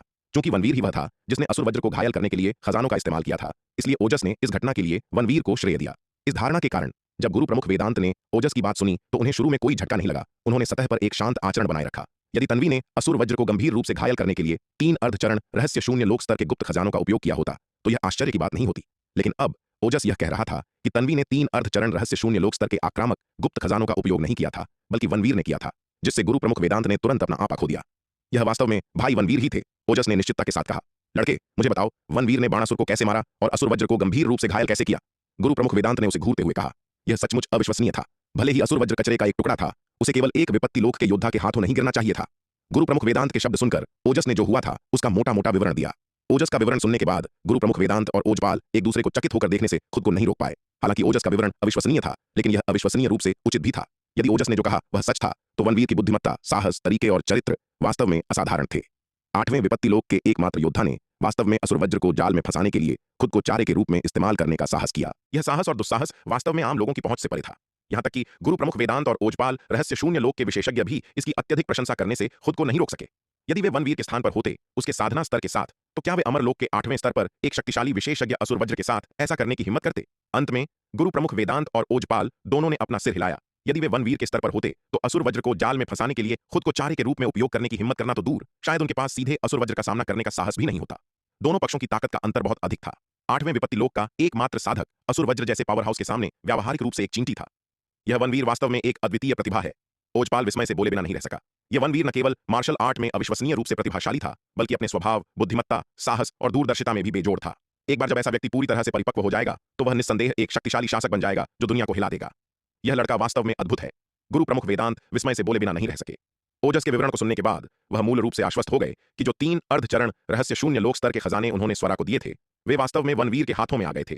स्वरा ने वास्तव में इस लड़के को इतने मूल्यवान खजाने दिए थे। ऐसा लग रहा था कि वह वास्तव में उसका बहुत सम्मान करती थी। लेकिन क्या यह लड़का सच में स्वरा का शिष्य था? यह लड़का बहुत दुर्जेय था। यह ऐसा नहीं लग रहा था जिसे स्वरा ने सिखाया हो। ओजस के विवरण से वनवीर का व्यूह कौशल बहुत उच्च था। यहां तक कि तन्वी भी व्यूह संरचनाओं में उसकी बराबरी नहीं कर सकती थी। यह निश्चित रूप से कुछ ऐसा नहीं था जो स्वरा उसे सिखा सकती थी, क्योंकि स्वरा व्यूह संरचनाओं में विशेष रूप से कुशल नहीं थी। क्या ऐसा हो सकता है कि इस लड़के का व्यूह कौशल व्यक्तिगत रूप से उस बूढ़े आदमी मयंक द्वारा सिखाया गया हो? प्रारंभ में गुरु प्रमुख वेदांत को गहरा संदेह था कि वनवीर स्वरा का नव स्वीकृत शिष्य है, लेकिन अब ओजस का विवरण सुनने के बाद उनका पिछला संदेह डगमगाने लगा। वनवीर का प्रदर्शन बहुत ही असाधारण था। ऐसा भयंकर कुशाग्र योद्धा ऐसा नहीं लग रहा था जिसे स्वरा ने प्रशिक्षित किया हो। हालांकि जबकि गुरु प्रमुख वेदांत निश्चित नहीं थे कि वनवीर स्वरा का शिष्य था या नहीं, वे एक बात के प्रतिरूप से असाधारण था। अन्यथा स्वरा वनवीर को कभी भी वे 3 अर्धचरण रहस्य शून्य लोक स्तर के खजाने नहीं देती। उन्हें अभी भी स्वरा से इस बारे में पूछने का अवसर खोजना था। ओजस, चूंकि तुमने वनवीर और तन्वी के साथ मिलकर गुप्त क्षेत्र में असुर वज्र और अन्य अंधकार दानवों को खदेड़ दिया, तो तुम इतनी जल्दी क्यों चले आए? वनवीर और तन्वी अब कहां हैं? ओजपाल ने ओजस से पूछा। भाई, वनवीर और अप्सरा तन्वी अभी भी गुप्त क्षेत्र में है। जहां तक मेरी बात है कि मैं क्यों चला आया, ऐसा इसलिए है क्योंकि मुझे एक महत्वपूर्ण काम में शामिल होना है, ओजस ने जवाब दिया। इस बिंदु पर ओजस ने गुरु प्रमुख वेदांत की ओर देखा। यह देखकर गुरु प्रमुख वेदांत तुरंत हंसे। लड़के, ऐसा लगता है कि तुम्हें अपने पिता को बताने के लिए कोई रहस्य है। तब मैं अब और तुम्हारे रास्ते में नहीं आऊंगा। इसके साथ ही गुरु प्रमुख वेदांत और नहीं रुके। उनकी आकृति चमकी और वे दूर चले गए। ओजस, क्या बात है? तुम इतने रहस्यमयी क्यों हो रहे हो? क्या तुम इसे गुरु प्रमुख वेदांत के सामने नहीं कह सकते थे? गुरु प्रमुख वेदांत के चले जाने के बाद ओजपाल ने भौहें सिकोड़ते हुए कहा। ओजस का अब भी का व्यवहार थोड़ा असभ्य था। यह केवल इसीलिए था क्योंकि गुरु प्रमुख वेदांत उदार थे और उन्होंने ओजस के खिलाफ इसे नहीं रखा कि उन्होंने उसके खिलाफ इसे नहीं रखा। अन्यथा यदि यह कोई अन्य संकीर्ण दिमाग वाला रहस्य शून्य लोक का विशेषज्ञ होता तो वे ओजस के कार्यों से अप्रसन्न हो सकते थे। ओजपाल स्वाभाविक रूप से किसी तुच्छ रहस्य को लेकर रहस्य शून्य लोक के विशेषज्ञ को नाराज नहीं करना चाहता था। लेकिन जब गुरु प्रमुख वेदांत अभी भी वहीं थे, ओजपाल अपने बेटे को फटकार नहीं लगा सकता था। पिताजी, ऐसा नहीं है कि मुझे वरिष्ठ गुरु प्रमुख वेदांत पर भरोसा नहीं है, लेकिन यह मामला अत्यंत महत्वपूर्ण है और यह वास्तव में ऐसी बात नहीं है जो बाहरी लोगों को पता होनी चाहिए, ओजस ने कहा। यद्यपि वह ईमानदार और स्पष्टवादी था, इसका मतलब यह नहीं था कि वह मूर्ख था। पन्ना मज्जा अमृत का मामला बहुत महत्वपूर्ण था। एक बार जब दूसरों को इस सर्वोच्च खजाने के बारे में पता चल गया तो यह कहना मुश्किल था कि क्या वे इसका लालच करेंगे। इसके अलावा इस मामले में वनवीर भी शामिल था और वह वनवीर के जोखिम को नहीं बढ़ा सकता था। यह आखिर क्या है? ओजस के गंभीर रूप को देखकर ओजपाल उत्सुकता से पूछे बिना नहीं रह सका। पन्ना मज्जा अमृत। ओजस ने चारों ओर देखा और अंत में उसने अपने विचार व्यक्त करते हुए कहा, मैंने गुप्त क्षेत्र में 10 किलो पन्ना मज्जा अमृत प्राप्त किया है। तुमने क्या कहा? पन्ना मज्जा अमृत? यह सुनकर ओजपाल बहुत हैरान हुआ। अब वह अंततः समझ गया कि ओजस इतना सतर्क क्यों था। यह सर्वोच्च खजाना पन्ना मज्जा अमृत दक्षिणी स्वर्ग मंडल में अत्यंत दुर्लभ था। यहां तक कि रहस्य शून्य लोक के विशेषज्ञ भी ऐसा खजाना प्राप्त करने के लिए उत्सुक थे। लेकिन अब ओजस ने वास्तव में दावा किया कि उसने गुप्त क्षेत्र में पन्ना मज्जा अमृत प्राप्त किया है और वह भी पूरे 10 किलो। यह बात करने की जगह नहीं है, मेरे साथ आओ। ओजपाल को स्थिति की गंभीरता का एहसास हुआ। उसने चारों ओर देखा और ओजस के साथ इस मामले पर आगे चर्चा नहीं करने का फैसला किया। यह स्थान गुप्त क्षेत्र की स्थानिक दरार के प्रवेश द्वार पर स्थित था, एक भीड़ भाड़ वाला और विशिष्ट स्थान। ऐसी जगह पर इतने महत्वपूर्ण रहस्य पर चर्चा करना स्पष्ट रूप से अत्यंत अनुचित था। ओजपाल ओजस, ओजवीर और शस्त्र निर्माण भवन के अन्य योद्धाओं को वापस शस्त्र निर्माण नगर ले गया। शस्त्र निर्माण नगर दक्षिणी स्वर्ग मंडल की अग्रिम पंक्ति पर स्थित था। शस्त्र निर्माण भवन की जिम्मेदारी के तहत रक्षा पंक्ति के खंड के भीतर यह अग्रिम पंक्ति का सबसे महत्वपूर्ण नगर था। यह शस्त्र निर्माण भवन के रक्षा क्षेत्र के लिए, कमान केंद्र और घायलों के ठीक होने के लिए एक जगह के रूप में दोनों का काम करता था। इस नगर पर कड़ी पहरेदारी थी। शस्त्र निर्माण भवन की अनुमति के बिना कोई भी आसानी से प्रवेश या बाहर नहीं जा सकता था। ओजपाल ओजस को शस्त्र निर्माण नगर के नगरपति भवन में वापस ले गया। ओजस, जिस पन्ना मज्जा अमृत का तुमने उल्लेख किया है, क्या वह सच में है? ओजपाल ने ओजस की ओर देखते हुए पूछा। यहां तक कि उनके जैसा रहस्य शून्य लोक का विशेषज्ञ भी अपनी आवाज में उत्साह नहीं छिपा सका। पिताजी, कृपया देखें, ओजस ने कहा। उसने अपना हाथ खोला, एक तुम्बी निकाली और उसे ओजपाल को सौंप दिया। ओजपाल ने जल्दी से तुम्बी ली, उसका ढक्कन खोला और अपनी दिव्य चेतना को उसमें प्रवेश करने दिया। पन्ना मज्जा अमृत, यह सच में पन्ना मज्जा अमृत है। तुम्बी में इतना पन्ना मज्जा अमृत देखकर ओजपाल उत्साह से कांप उठा। हाँ, ओजस, तुमने इस बार गुप्त क्षेत्र में सचमुच एक अविश्वसनीय अवसर प्राप्त किया है। तुमने वास्तव में ऐसे कीमती पन्ना मज्जा अमृत का पूरे 10 किलो प्राप्त कर लिया। दक्षिणी स्वर्ग मंडल में पन्ना मज्जा अमृत अत्यंत दुर्लभ है और ओजस ने वास्तव में पूरे 10 किलो प्राप्त कर लिए। क्या बड़ा अवसर है! 10 किलो पन्ना मज्जा अमृत पूरे दक्षिणी स्वर्ग मंडल में। कोई भी रहस्य शून्य लोक का विशेषज्ञ इसके लिए पागल हो जाएगा। पिताजी, मैं जिस कारण से गुप्त क्षेत्र से इतनी जल्दी निकल गया वह यह पन्ना मज्जा अमृत आपके पास वापस लाना था, ओजस ने कहा। ओजस, क्या तुम यह पन्ना मज्जा अमृत मुझे देने वाले हो? यह सुनकर ओजपाल अवाक रह गया। हाँ, पिताजी अंधकार दानव वंश के खिलाफ लड़ाई में गंभीर रूप से घायल हो गए थे। यह पन्ना मज्जा अमृत पिताजी की चोटों के लिए काफी मददगार होना चाहिए। ओजस ने सिर हिलाया। ओजस, यह पन्ना मज्जा अमृत वास्तव में तुम्हारे पिता के लिए बहुत महत्वपूर्ण है। हालांकि यह तुम्हारे लिए भी उतना ही महत्वपूर्ण है। इस पन्ना मज्जा अमृत की मदद से तुम्हारे रहस्य शून्य लोक को पार करने की संभावना काफी बढ़ जाएगी, ओजपाल ने झिझकते हुए कहा। 10 किलो पन्ना मज्जा अमृत, उसकी चोटों को पूरी तरह से ठीक करने के लिए लगभग पर्याप्त होगा। अगर यह पन्ना मज्जा अमृत किसी और के हाथों में होता तो वह निश्चित रूप से इसे हथियाने का हर संभव प्रयास करता, लेकिन चूंकि यह उनका बेटा ओजस था जो इसे लाया था, इसलिए वह झिझक रहा था। अरे अरे, जरा ठहरिए। अगर आप इस कहानी को पूरा बिना कट और दमदार आवाज में सुनना चाहते हैं तो अभी प्ले स्टोर पर जाए, मिनी FM ऐप डाउनलोड करें और कहानी की दुनिया में खो जाए, जहां हर एपिसोड में है सस्पेंस, रोमांच और पूरा मजा। अभी डाउनलोड करें और सुनने का मजा कई गुना बढ़ा दें। बाणासुर, सेनापति राका और अन्य शक्तिशाली अंधकार दानवों की मौत के बारे में बताया। असुर जयकाल, बाणासुर और सेनापति राका जैसे शक्तिशाली अंधकार दानव भी वहां नष्ट हो गए थे, जो यह दर्शाता है कि गुप्त क्षेत्र कितना खतरनाक था। असुर अर्कम ने उसे फिर से गुप्त क्षेत्र में जाने से मना किया ताकि वह भी वहां अपनी जान न गंवा बैठे। अरे अरे, जरा ठहरिए। अगर आप इस कहानी को पूरा बिना कट और दमदार आवाज में सुनना चाहते हैं, यह पन्ना मज्जा अमृत वास्तव में तुम्हारे पिता के लिए बहुत महत्वपूर्ण है। हालांकि यह तुम्हारे लिए भी उतना ही महत्वपूर्ण है। इस पन्ना मज्जा अमृत की मदद से तुम्हारे गहन शून्य लोक में प्रवेश करने की संभावना काफी बढ़ जाएगी। ओजपाल ने हिचकिचाते हुए कहा। 10 किलो पन्ना मज्जा अमृत उसके घावों को पूरी तरह से ठीक करने के लिए लगभग पर्याप्त होगा। यदि यह पन्ना मज्जा अमृत किसी और के हाथों में होता तो वह निश्चित रूप से इसे छीनने का हर संभव प्रयास करता, लेकिन चूंकि यह उसका बेटा ओजवीर था जो इसे लाया था, इसलिए वह हिचकिचाया। ओजपाल ने हमेशा ओजवीर से बहुत उम्मीदें रखी थीं। अस्त्र निर्माण में ओजवीर की प्रतिभा असाधारण थी, यहां तक कि वह खुद ओजपाल से भी आगे था। यदि ओजवीर एक दिन गहन शून्य लोक में प्रवेश कर लेता तो वह निश्चित रूप से शस्त्र निर्माण भवन का नाम रोशन कर सकता था। यह 10 किलो पन्ना मज्जा अमृत यदि ओजवीर को साधना के लिए दिया जाए तो भविष्य में उसके गहन शून्य लोक में प्रवेश करने की संभावना बहुत बढ़ सकती थी। इसलिए इस क्षण ओजपाल हिचकिचाया। यह 10 किलो पन्ना मज्जा अमृत वास्तव में उसके घावों को ठीक कर सकता था, लेकिन यदि उसने इस 10 किलो पन्ना मज्जा अमृत का उपयोग किया तो ओजवीर अनिवार्य रूप से इस विशाल अवसर को खो देगा। पिताजी, आप चिंता न करें। आपको क्या लगता है कि मैं इतनी जल्दी अमरलोक के 8वें स्तर तक कैसे पहुंच गया? ओजवीर मुस्कुराया। ओजवीर, क्या तुम यह कह रहे हो कि अमरलोक के 8वें स्तर तक तुम्हारी सफलता भी इसलिए थी क्योंकि तुमने इस पन्ना मज्जा अमृत का सेवन किया था? यह सुनकर ओजपाल चकित रह गया। बिल्कुल सही। ओजवीर ने सिर हिलाया और कहा, मैंने बहुत अधिक मात्रा में पन्ना मज्जा अमृत का सेवन किया है। यद्यपि मैंने अमरलोक के 8वें स्तर को पार कर लिया है, फिर भी मैं अपने द्वारा ग्रहण किए गए पन्ना मज्जा अमृत को पूरी तरह से पचाने से कोसों दूर हूं। इसे पूरी तरह से पचाने में मुझे काफी समय लगेगा, इसलिए पिताजी आपको मेरी चिंता करने की कोई आवश्यकता नहीं है। यह अच्छी बात है, बहुत अच्छी बात है। यह सुनकर ओजपाल ने बार बार सिर हिलाया। ओजवीर की बातें सुनकर उसे काफी तसल्ली हुई। वैसे ओजवीर, क्या वनवीर और तन्वी को तुम्हारे इस पन्ना मज्जा अमृत प्राप्त करने के बारे में पता है? ओजपाल ने अचानक पूछा। ओजपाल की बातें सुनकर ओजवीर एक पल के लिए शांत हो गया। वह हिचकिचाया, यह सोचते हुए कि क्या उसे अपने पिता को सच बताना चाहिए। ओजवीर, क्या बात है? क्या ऐसा हो सकता है कि वनवीर और तन्वी तुम्हारी प्राप्त की हुई पन्ना मज्जा अमृत पर बुरी नजर रखे हुए हैं? ओजवीर की खामोशी देखकर ओजपाल खुद को पूछने से नहीं रोक पाया। उसका इतना शक करना लाजमी भी था। पन्ना मज्जा अमृत था ही इतना कीमती। बहुत कम योद्धा ऐसे सर्वोच्च खजाने के लालच का विरोध कर सकते थे। पिताजी, आप भी कैसा मजाक करते हैं? ओजवीर ने सिर हिलाते हुए कहा। ये पन्ना मज्जा अमृत असल में मुझे भाई वनवीर नहीं दिए थे। अगर भाई वनवीर ने मुझे ये नहीं दिए होते तो मैं बहुत पहले ही असुर वज्र के हाथों मारा गया होता। मैं अभी तक जीवित कैसे रह पाता? अंत में ओजवीर ने ओजपाल को सच बताने का फैसला किया। शुरू में वह यह राज नहीं खोलना चाहता था कि पन्ना मज्जा अमृत वनवीर से मिला है ताकि वह उसकी रक्षा कर सके। जितने अधिक लोग इस बारे में जानेंगे, वनवीर के लिए यह उतना ही अधिक खतरनाक होगा। लेकिन अब चूंकि ओजपाल को शक था कि वनवीर और तन्वी पन्ना मज्जा अमृत के लालच में हैं, इसलिए ओजवीर के पास सच बताने के अलावा कोई विकल्प नहीं था। तुमने क्या कहा? यह पन्ना मज्जा अमृत तुम्हें वनवीर ने दिए हैं? यह सुनकर ओजपाल ने अविश्वास से पूछा। इतना कीमती और सर्वोच्च खजाना कोई वास्तव में इसे अपनी मर्जी से दे देगा? ऐसा कैसे हो सकता है? यहां तक कि एक गहन शून्य लोक का विशेषज्ञ भी शायद ऐसे अवसर के लिए अपनी जान की बाजी लगा देगा। कोई अपनी मर्जी से ऐसा खजाना कैसे दे सकता है? बिल्कुल सही, ये पन्ना मज्जा अमृत मुझे भाई वनवीर ने ही दिए हैं। ओजवीर ने दृढ़ता से कहा। यह कैसे संभव है? वनवीर तुम्हें यह पन्ना मज्जा अमृत क्यों देगा? ओजपाल ने कहा। उसका चेहरा अविश्वास से भरा था। भले ही ओजवीर और वनवीर के बीच अच्छे संबंध हों, लेकिन यह वनवीर के लिए इतना पर्याप्त नहीं होगा कि वह उसे इतना कीमती खजाना दे दे। इस क्षण ओजपाल को लगा कि उसका दिमाग पूरी तरह से खाली हो गया है। लौटने के बाद से ओजवीर ने उसे जो बातें बताई थीं, वे लगातार चौंकाने वाली थीं। इन बातों ने एक के बाद एक उन चीजों के बारे में उसकी समझ को पूरी तरह से पलट दिया था जो उसने वर्षों से जमा की थीं। पिताजी, बात यह है। ओजपाल का अविश्वासी चेहरा देखकर ओजवीर ने फिर पूरी कहानी सुनाई। ओजवीर की कहानी सुनने के बाद ओजपाल को आखिरकार समझ में आ गया कि क्या हुआ था। ओजवीर, तुम्हें जो इतना अच्छा भाग्य मिला है वह अंततः तुम्हारे दयालु और परोपकारी हृदय के कारण ही है। ओजपाल आह भरे बिना नहीं रह सका। यदि ओजवीर इतना सच्चा नहीं होता तो उसे कभी ऐसा शानदार परिणाम नहीं मिलता। यदि ओजवीर ने उस समय थोड़ी सी भी चालाकी दिखाई होती तो वह इतना बड़ा अवसर प्राप्त नहीं कर पाता और उसकी जान भी खतरे में पड़ जाती। ओजवीर की बातों से ओजपाल को वनवीर के बारे में भी गहरी समझ मिली। इस क्षण वह उस मात्र 8वें स्तर के योद्धा के प्रति विस्मय की भावना महसूस करने से खुद को नहीं रोक पाया। एक साधारण 8वें स्तर का योद्धा बाणासुर को मारने और असुर वज्र को गंभीर रूप से घायल करने में सक्षम था। ऐसी बुद्धिमत्ता और ऐसी रणनीतियां भयानक थीं। यदि कोई उसे मात देने या चालाकी करने की कोशिश करता, भले ही ओजवीर उससे 10 गुना अधिक चतुर होता, फिर भी वह उसके लिए कोई चुनौती नहीं होता। यह ओजवीर का शुद्ध और सच्चा हृदय ही था जो वनवीर जैसी भयानक हस्ती से निपटने का सबसे अच्छा तरीका साबित हुआ। ओजवीर की कहानी सुनने के बाद ओजपाल उसके लिए ठंडे पसीने से भीगने से खुद को नहीं रोक पाया। इस मामले में ओजवीर ने जिस खतरे का सामना किया वह बाणासुर और असुर वज्र का सामना करते समय से कम नहीं था। वनवीर की बाणासुर को मारने और असुर वज्र को गंभीर रूप से घायल करने की क्षमता निर्विवाद थी। उसकी निर्णायक क्षमता पर कोई संदेह नहीं था। यदि ओजवीर ने इस प्रक्रिया में थोड़ी सी भी चालाकी दिखाई होती जिससे वनवीर को उसके बुरे इरादों का पता चल जाता तो ओजवीर का जीवित बचना बहुत मुश्किल हो जाता। ओजवीर सीधे दिमाग का था और इन पेचीदगियों को नहीं समझता था, लेकिन ओजपाल एक चालाक बूढ़ा लोमड़ी जो अनगिनत वर्षों से जीवित था, स्वाभाविक रूप से ओजवीर की अग्नि परीक्षा की खतरनाक प्रकृति को समझता था। इस घटना से ओजपाल को वनवीर के बारे में गहरी समझ प्राप्त हुई। यद्यपि वनवीर अद्वितीय ज्ञान और निर्णायक क्रूरता वाला एक भयानक व्यक्ति है, फिर भी वह महान वफादारी और अखंडता वाला व्यक्ति भी है। यह उसके ओजवीर का फायदा उठाने से इनकार करने और श्याम स्वर्ण दिव्य लौह की खदान को मुफ्त में स्वीकार न करने से देखा जा सकता है। दक्षिणी स्वर्ग मंडल में ऐसे अद्वितीय प्रतिभाशाली व्यक्ति का उभरना इस क्षेत्र के लिए वास्तव में एक वरदान है। यदि वनवीर एक दुष्ट, क्रूर, अत्याचारी और विश्वासघाती खलनायक होता तो उसकी भयानक युद्ध प्रतिभा और आश्चर्यजनक बुद्धिमत्ता शायद अच्छी बात नहीं होती। ऐसा व्यक्ति मानवता के लिए लड़ने में पूरी तरह से अक्षम होता। वह केवल व्यक्तिगत लाभ के लिए मानवता के हितों के साथ विश्वासघात करता। वह अन्य पहलुओं में जितना दुष्ट होगा, मानवता के लिए वह उतना ही बड़ा खतरा बन सकता है। सौभाग्य से अपनी दुर्जय प्रकृति के बावजूद वह एक ईमानदार और सम्मानीय व्यक्ति भी है। यदि वह बिना किसी बाधा के आगे बढ़ता है तो दक्षिणी स्वर्ग मंडल चैन की सांस ले सकता है।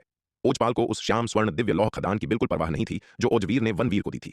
एक अवसर केवल तभी अवसर होता है जब आपके पास उसे हथियाने की शक्ति हो। पर्याप्त शक्ति के बिना यह अवसर नहीं बल्कि मौत का फरमान है। यदि वनवीर क्रूर होता तो वह आसानी से शस्त्र निर्माण भवन के योद्धाओं को मार सकता था और फिर श्याम स्वर्ण दिव्य लौह खदान पर कब्जा कर सकता था। उस स्थिति में ओजवीर और शस्त्र निर्माण भवन के अन्य योद्धा न केवल श्याम स्वर्ण दिव्य लौह खदान प्राप्त करने में विफल रहते बल्कि वे अपनी जान भी नहीं बचा पाते। शस्त्र निर्माण भवन के प्रमुख के रूप में ओजपाल ने अदूरदर्शी ओजवीर और शस्त्र निर्माण भवन के अन्य योद्धाओं के विपरीत चीजों को बहुत स्पष्ट रूप से देखा। ओजवीर, अब से कहीं और मत जाना। शस्त्र निर्माण नगर में ही रहो और अमरलोक के अपने 8वें स्तर को स्थिर करने के लिए एकांत में साधना करो। ओजपाल ने ओजवीर से कहा। जी पिताजी। ओजवीर ने सम्मानपूर्वक सिर झुकाया और सहमति व्यक्त की। इस बार गुप्त क्षेत्र में प्रवेश करके वह इन पन्ना मज्जा अमृत को प्राप्त करने और यहां तक कि अमरलोक के 8वें स्तर तक पहुंचने में सक्षम हुआ था। यह पहले से ही एक बहुत बड़ा अवसर था। वर्तमान में उसके लिए सबसे महत्वपूर्ण बात इस अवसर को पचाना और अपने साधना स्तर को स्थिर करना था। ओजवीर लालची नहीं था और इससे भी बड़े अवसर प्राप्त करने के लिए गुप्त क्षेत्र में प्रवेश नहीं करना चाहता था। ओजवीर से 10 किलो पन्ना मज्जा अमृत प्राप्त करने के बाद ओजपाल भी साधना करने के लिए शस्त्र निर्माण नगर में एकांत में चला गया। शक्ति सिंधु महाद्वीप। जब स्वरा विराट के निवास पर एकांत में साधना कर रही थी तो उसे अचानक अपने स्थानिक जादुई खजाने से एक कंपन महसूस हुआ। स्वरा ने अपना हाथ खोला और अपना संचार टोकन निकाला। बूढ़े आदमी, तुम्हें क्या चाहिए? स्वरा ने संचार टोकन से जुड़ते हुए पूछा। टोकन के माध्यम से उससे संपर्क करने वाला व्यक्ति कोई और नहीं बल्कि गुरु प्रमुख वेदांत था। छोटी स्वरा, वनवीर तुम्हारा कौन लगता है? गुरु प्रमुख वेदांत ने पूछा। गुरु प्रमुख वेदांत की बातें सुनकर स्वरा चौंक गई। इस बूढ़े आदमी का क्या मतलब था? क्या ऐसा हो सकता है कि उसने भी विराट पर ध्यान दिया हो? कौन वनवीर? तुमने क्या कहा? स्वरा ने अनजान बनने का नाटक किया। वह नहीं जानती थी कि क्या गुरु प्रमुख वेदांत वास्तव में विराट का रहस्य जानता था या केवल उसकी परीक्षा ले रहा था। इसलिए गुरु प्रमुख वेदांत के प्रश्न का सामना करते हुए उसने सीधे भ्रमित होने का नाटक किया। छोटी स्वरा, क्या तुम अभी भी अनजान होने का नाटक कर रही हो? क्या तुमने गहन शून्य लोक के वे 3 आधे स्तर के रहस्यमय खजाने वनवीर को दिए थे जो मैंने तुम्हें दिए थे? गुरु प्रमुख वेदांत हंसा। इस लड़की का सीधा साधा अनजान बनने का नाटक इस बात का और संकेत था कि वनवीर के साथ उसका रिश्ता असाधारण था। बूढ़े आदमी, तुम क्या बकवास कर रहे हो? मैंने वनवीर को वे 3 रहस्यमय खजाने कब दिए? मुझे तो यह भी नहीं पता कि तुम किस बारे में बात कर रहे हो। गुरु प्रमुख वेदांत की बातें सुनकर स्वरा और भी चकित रह गई।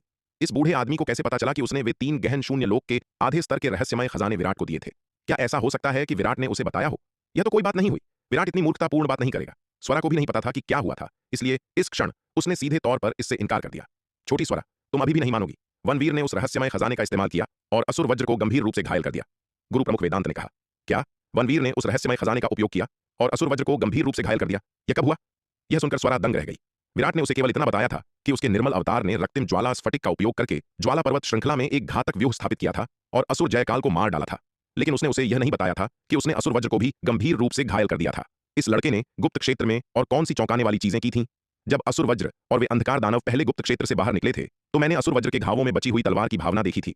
यह स्पष्ट रूप से मेरे द्वारा बनाए गए उन रहस्यमय खजानों द्वारा छोड़ी गई थी। तुम इसे मुझसे नहीं छिपा सकती, गुरु प्रमुख वेदांत ने कहा। केवल इसी आधार पर इसका वनवीर से कोई लेना देना नहीं है। स्वरा ने दृढ़ता से बहस करना जारी रखा। वनवीर केवल अष्टम विपत्ति लोक में है।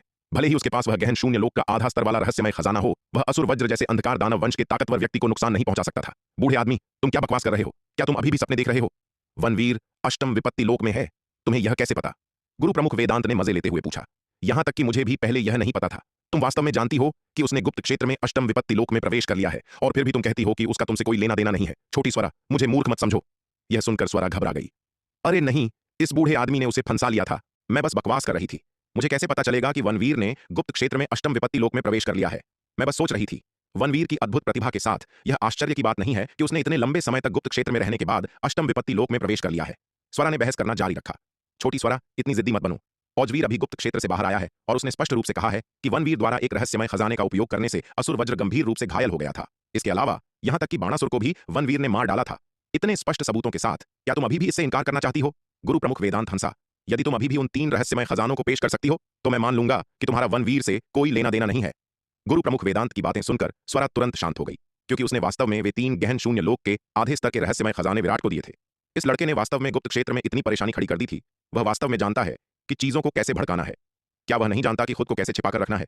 ऐसा करके क्या वह पूरी दुनिया का ध्यान अपनी ओर नहीं खींच रहा है? स्वरा ने दांत पीस लिए। उसके भीतर क्रोध की एक लहर उठ रही थी। बूढ़े आदमी, तुमने पहले ही उन 3 खजानों का उपयोग अपना कर्ज चुकाने के लिए संपार्श्विक के रूप में कर लिया है। मैं तुम्हें वे क्यों दूं? तुम्हें समझना चाहिए, तुम पर अभी भी मेरा 50 अरब अमर दिव्य स्फटिक का कर्ज है। मैंने तुमसे पैसे भी नहीं मांगे हैं और तुम पहले ही मुझसे इन 3 खजानों की मांग कर रहे हो। यह अपमानजनक है। क्या तुम मुझे वापस भुगतान करना चाहते हो? स्वरा गर्जी। पिछली बार उसने गुरु प्रमुख वेदांत को 30 प्राचीन बेर बेचे थे। 5 अरब अमर दिव्य स्फटिक प्रति बेर के हिसाब से गुरु प्रमुख वेदांत पर उसका 150 अरब अमर दिव्य स्फटिक का कर्ज था। हालांकि पिछली बार गुरु प्रमुख वेदांत की सभी संपत्ति कुल मिलाकर केवल 100 अरब अमर दिव्य स्फटिक के बराबर थी। उस समय गुरु प्रमुख वेदांत ने उसे केवल 100 अरब अमर दिव्य स्फटिक के विभिन्न खजाने और दुर्लभ सामग्रियां दी थीं, फिर भी उस पर 50 अरब अमर दिव्य स्फटिक का कर्ज था। छोटी स्वरा, अधीर मत हो। यह सुनकर गुरु प्रमुख वेदांत तुरंत पीछे हट गया, चापलूसी से मुस्कुराते हुए। मैं तुमसे वे 3 रहस्यमय खजाने नहीं मांग रहा हूं। मैं बस यह जानना चाहता हूं कि क्या वनवीर तुम्हारा नया स्वीकार किया गया शिष्य है? यदि वनवीर तुम्हारा नया शिष्य है तो ऐसे अद्वितीय प्रतिभाशाली व्यक्ति को श्रवण वर्षा विद्यापीठ द्वारा अपहरण करने की अनुमति नहीं दी जा सकती। हमें उसे वापस छीनने का कोई तरीका खोजना होगा। गुरु प्रमुख वेदांत की बातें सुनकर स्वरा को आखिरकार उसका उद्देश्य समझ में आ गया। इस क्षण स्वरा हल्की सी राहत की सांस लेने से खुद को नहीं रोक पाई। इस बूढ़े आदमी ने अचानक आकर यह सवाल पूछा। उसने सोचा था कि विराट का कोई रहस्य उजागर हो गया है। वह मेरा शिष्य नहीं है, स्वरा ने सिर हिलाते हुए कहा। शुरू में वह विराट को अपना शिष्य बनाना चाहती थी, लेकिन दुर्भाग्य से विराट ने मना कर दिया। बाद में जब उसने विराट का असली रूप और उसकी अतुलनीय युद्ध प्रतिभा देखी तो उसने उसे अपना शिष्य बनाने का विचार छोड़ दिया। ऐसा अद्वितीय प्रतिभाशाली व्यक्ति वह नहीं था जिसे वह अपना शिष्य बनाने के योग्य थी। एक अद्वितीय प्रतिभाशाली व्यक्ति जो स्वर्गीय मार्ग की सीमा तक पहुंच सकता था, वह अत्यंत दुर्लभ था। यद्यपि उसे अपनी प्रतिभा पर गर्व था, लेकिन वह इतनी अभिमानी नहीं थी कि वह यह सोचे कि वह एक ऐसे अद्वितीय प्रतिभाशाली व्यक्ति की गुरु हो सकती है जो स्वर्गीय मार्ग की सीमा तक पहुंच गया हो। वनवीर तुम्हारा शिष्य नहीं है। यह सुनकर गुरु प्रमुख वेदांत चकित रह गया। हालांकि वह स्वरा के जवाब से बहुत हैरान नहीं था। जब उसे बाणासुर को मारने और असुर वज्र को गंभीर रूप से घायल करने के वनवीर के अविश्वसनीय कारनामे का पता चला तो उसे लगा कि यह बहुत ही असंभव है कि स्वरा ने वनवीर को सिखाया हो। स्वरा तो छोड़िए, यहां तक कि गुरु प्रमुख वेदांत भी शायद ही कभी ऐसा भयानक प्रतिभाशाली व्यक्ति तैयार कर सकता था। छोटी स्वरा, चूंकि वनवीर तुम्हारा शिष्य नहीं है तो उसके साथ तुम्हारा क्या रिश्ता है? गुरु प्रमुख वेदांत ने झिझकते हुए पूछा। यदि वनवीर स्वरा का शिष्य नहीं था तो स्वरा उसे वे 3 गहन शून्य लोक के आधे स्तर के खजाने क्यों देगी? वे साधारण खजाने नहीं थे। ऐसे खजाने अविश्वसनीय रूप से मूल्यवान थे। स्वरा ने उन्हें अपने शिष्य हिमानी को नहीं दिया था, बल्कि इसके बजाय वनवीर को दिया था, जो वास्तव में आश्चर्यजनक था। इसलिए गुरु प्रमुख वेदांत स्वरा और वनवीर के बीच के रिश्ते के बारे में और भी उत्सुक हो गया। बूढ़े आदमी, क्या तुम मुझे परेशान कर रहे हो? वनवीर के साथ मेरा क्या रिश्ता है? इससे तुम्हारा कोई लेना देना नहीं है। अपने काम से काम रखो। यह सुनकर स्वरा ने गुस्से से जवाब दिया। इस क्षण गुरु प्रमुख वेदांत के प्रश्न ने उसे बेचैनी की एक चुभन दी। इसने एक दुखती रग पर हाथ रख दिया था। यहां तक कि स्वरा खुद भी विराट के साथ अपने रिश्ते की प्रकृति के बारे में स्पष्ट नहीं थी। वे गुरु और शिष्य नहीं थे। विराट आमतौर पर उसके साथ सम्मान से पेश आता था, उसे वरिष्ठ कहकर संबोधित करता था, लेकिन स्वरा नहीं चाहती थी कि उनका रिश्ता केवल वरिष्ठ और कनिष्ठ का रहे। शायद वे दोस्तों की तरह अधिक थे, लेकिन यह कहना अजीब लग रहा था। वह दक्षिणी स्वर्ग मंडल की एक प्रतिष्ठित अमर खड्ग स्वरा थी, जो गहन शून्य लोक की एक आधी स्तर की विशेषज्ञ थी। दूसरी ओर वनवीर केवल अष्टम विपत्ति लोक का एक योद्धा था। उनकी स्थिति और ताकत में अंतर बहुत बड़ा था। यह कहना कि वे दोस्त थे बहुत अजीब लगा। इसके अलावा पुरुषों और महिलाओं के बीच एक अंतर था। यदि वह सार्वजनिक रूप से घोषणा करती है कि वह और वनवीर दोस्त हैं तो अनिवार्य रूप से आलोचना होगी। कौन जाने, यह कुछ अपमानजनक अफवाहों का कारण भी बन सकता है। इसलिए गुरु प्रमुख वेदांत के सवाल से आहत होने के बाद स्वरा तुरंत कुछ चिड़चिड़ी हो गई। हाँ, मुझे कोई परवाह नहीं है, मुझे कोई परवाह नहीं है। स्वरा का गुस्सा देखकर गुरु प्रमुख वेदांत तुरंत पीछे हट गया, बार बार जबरदस्ती मुस्कुराते हुए। छोटी स्वरा, मेरा वह मतलब नहीं था। मैं तो बस शांत होने के लिए कह रहा था। शांत हो जाओ। बूढ़े आदमी, मुझसे अब इन चीजों के बारे में मत पूछना, स्वरा ने फुफकारते हुए कहा। समझ गया। मैं निश्चित रूप से अब इन चीजों के बारे में नहीं पूछूंगा। गुरु प्रमुख वेदांत ने जल्दी से वादा किया। उसे उम्मीद नहीं थी कि स्वरा उसके सवाल पर इतनी कड़ी प्रतिक्रिया देगी। लगता है कि इस लड़की और उस लड़के वनवीर का वास्तव में कोई खास रिश्ता है। क्या ऐसा हो सकता है कि स्वरा उस लड़के वनवीर को पसंद करती हो? जब यह विचार उसके दिमाग में आया तो यहां तक कि गुरु प्रमुख वेदांत भी अपने ही विचार से चौंक गया। छी छी छी, मैं सठिया रहा हूं। मैं ऐसी बात कैसे सोच सकता हूं? स्वरा की स्थिति और ताकत क्या है और वनवीर की ताकत क्या है? वे दोनों संभवतः एक साथ कैसे आ सकते हैं? इसके अलावा उनके साधना स्तर और स्थिति में अंतर को नजरअंदाज करते हुए भी वनवीर पहले से ही तन्वी का साथी है। स्वरा के व्यक्तित्व के साथ वह उस व्यक्ति को कैसे पसंद कर सकती है जिसका पहले से ही एक साथी है? लेकिन अगर स्वरा वनवीर को पसंद नहीं करती थी तो वह उसे इतना कीमती खजाना क्यों देगी? इन दोनों के बीच का रिश्ता वास्तव में समझ से बाहर है। छोटी स्वरा, अगर और कुछ नहीं है तो बात यहीं खत्म होती है, गुरु प्रमुख वेदांत ने सावधानी से कहा। स्वरा पहले से ही गुस्से में थी और वह उसे और भड़काना नहीं चाहता था। अन्यथा अगर उसने गुस्से में उसे पैसे चुकाने के लिए मजबूर किया तो यह एक बड़ी समस्या होगी। उसकी वर्तमान संपत्ति, उन प्राचीन बेरों को छोड़कर जो उसने स्वरा से खरीदे थे और जो जादुई हथियार वह उपयोग करता था, व्यावहारिक रूप से खाली थी। उसने अपनी लगभग पूरी बचत प्राचीन बेरों का भुगतान करने में लगा दी थी। यदि स्वरा ने उसे अभी पैसे चुकाने के लिए कहा तो उसके पास कर्ज चुकाने के लिए इतना नहीं होगा। इसलिए गुरु प्रमुख वेदांत ने स्वरा को थोड़ा सा भी नाराज करने की हिम्मत नहीं की। बूढ़े आदमी, रुको, स्वरा ने यह सुनकर अचानक कहा। छोटी स्वरा, क्या तुम्हें कुछ और चाहिए? गुरु प्रमुख वेदांत ने जल्दी से पूछा। बूढ़े आदमी, वनवीर मेरे संरक्षण में है। बेहतर होगा कि तुम अब से उसकी देखभाल करो और किसी और को उसे नुकसान न पहुंचाने दो, अन्यथा मैं तुम्हें जिम्मेदार ठहराऊंगी, स्वरा ने कहा। विराट के निर्मल अवतार ने गुप्त क्षेत्र में इतनी परेशानी खड़ी कर दी थी। वह निश्चित रूप से तिमिर मंडल और दक्षिणी स्वर्ग मंडल में अनगिनत लोगों का ध्यान आकर्षित करने वाला था। असुर सम्राट अंधक ने पहले ही वनवीर के लिए हत्या का आदेश जारी कर दिया था और अब इस सारी परेशानी के साथ तिमिर मंडल के अंधकार दानव शायद चाहते हैं कि वे उस व्यक्ति को टुकड़े टुकड़े कर दें। विराट के निर्मल अवतार की भविष्य की स्थिति संभवतः अत्यंत खतरनाक होगी। भविष्य में विराट के निर्मल अवतार की सुरक्षा सुनिश्चित करने के लिए स्वरा ने आखिरकार खुद को विनम्र किया और गुरु प्रमुख वेदांत से इस बात का जिक्र किया। छोटी स्वरा, तुम क्या कह रही हो? गुरु प्रमुख वेदांत ने गंभीरता से कहा। वनवीर, हमारी मानव जाति का युद्ध का एक अद्भुत प्रतिभा है। भले ही उसका तुमसे कोई संबंध न हो, हम उसकी रक्षा करने की पूरी कोशिश करेंगे। न केवल मैं ऐसा करूंगा, बल्कि गठबंधन प्रमुख सूर्यभान, कुलपति मयंक, स्वामिनी चंद्रकला और अन्य भी बिना किसी हिचकिचाहट के ऐसा करेंगे। हम यही सबसे अच्छा है। स्वरा ने सिर हिलाया और कहा, बूढ़े आदमी, अगर और कुछ नहीं है तो बस इतना ही। इसके साथ स्वरा ने संचार समाप्त कर दिया। संचार समाप्त करने के बाद स्वरा और भी उग्र हो गई। क्या विराट को नहीं पता था कि असुर सम्राट अंधक ने उसके खिलाफ हत्या का आदेश जारी किया था? चुपचाप रहने के बजाय वह गुप्त क्षेत्र में परेशानी पैदा कर रहा था, जैसे कि अंधकार दानव वंश उस पर पर्याप्त ध्यान नहीं दे रहा हो। स्वरा का गुस्सा बढ़ता गया और अब वह शांत नहीं बैठ सकती थी। उसने अपना आंगन छोड़ा और टेलीपोर्टेशन व्यू के माध्यम से दक्षिणी स्वर्ग गुप्त क्षेत्र में प्रवेश किया, यह इरादा रखते हुए कि विराट के साथ हिसाब चुकता करे। हालांकि जब स्वरा दक्षिणी स्वर्ग गुप्त क्षेत्र की पन्ना मज्जा घाटी में पहुंची तो उसने पूरी घाटी में खोज की, लेकिन विराट का कोई निशान नहीं मिला। वह लड़का कहाँ गया? स्वरा अब और भी गुस्से में थी। वह पन्ना मज्जा घाटी में औषधि कक्ष के बाहर गई, इस इरादे से कि प्रवेश करे और अंदर गोलियां बना रही जुबैदा से पूछे कि विराट कहाँ गया है। लेकिन औषधि कक्ष के बाहर कुछ देर रुकने के बाद उसने पाया कि औषधि कक्ष में स्थापित व्यू बहुत गहरा और जटिल था। उसकी वर्तमान ताकत के साथ भी इस औषधि कक्ष में प्रवेश करना आसान नहीं होगा। निश्चित रूप से यदि वह औषधि कक्ष के चारों ओर के व्यू को तोड़ने के लिए बल का उपयोग करती तो वह अपनी शक्ति के साथ ऐसा कर सकती थी, लेकिन ऐसा करना निस्संदेह अत्यंत असभ्य होगा। यद्यपि स्वरा इस समय क्रोधित थी, फिर भी वह इतना अपमानजनक काम करने के स्तर तक नहीं गिरेगी। अंत में स्वरा को रूहानी मिली, जो पन्ना मज्जा घाटी में आध्यात्मिक जड़ी बूटियां चुन रही थी। छोटी लड़की, क्या तुम जानती हो कि विराट कहाँ गया है? स्वरा रूहानी के पास आई और पूछा। स्वरा स्वाभाविक रूप से रूहानी से परिचित थी। वह दशकों से शक्ति सिंधु महाद्वीप में रह रही थी और तलवार संप्रदाय की महत्वपूर्ण हस्तियों से काफी परिचित थी, भले ही उसने उनके साथ ज्यादा बातचीत न की हो। विराट, तुम्हें विराट से क्या काम है? स्वरा की बातें सुनकर रूहानी ने पलकें झपकाई और पूछा। रूहानी को इस बात की बिल्कुल भी हैरानी नहीं थी कि स्वरा यहां थी।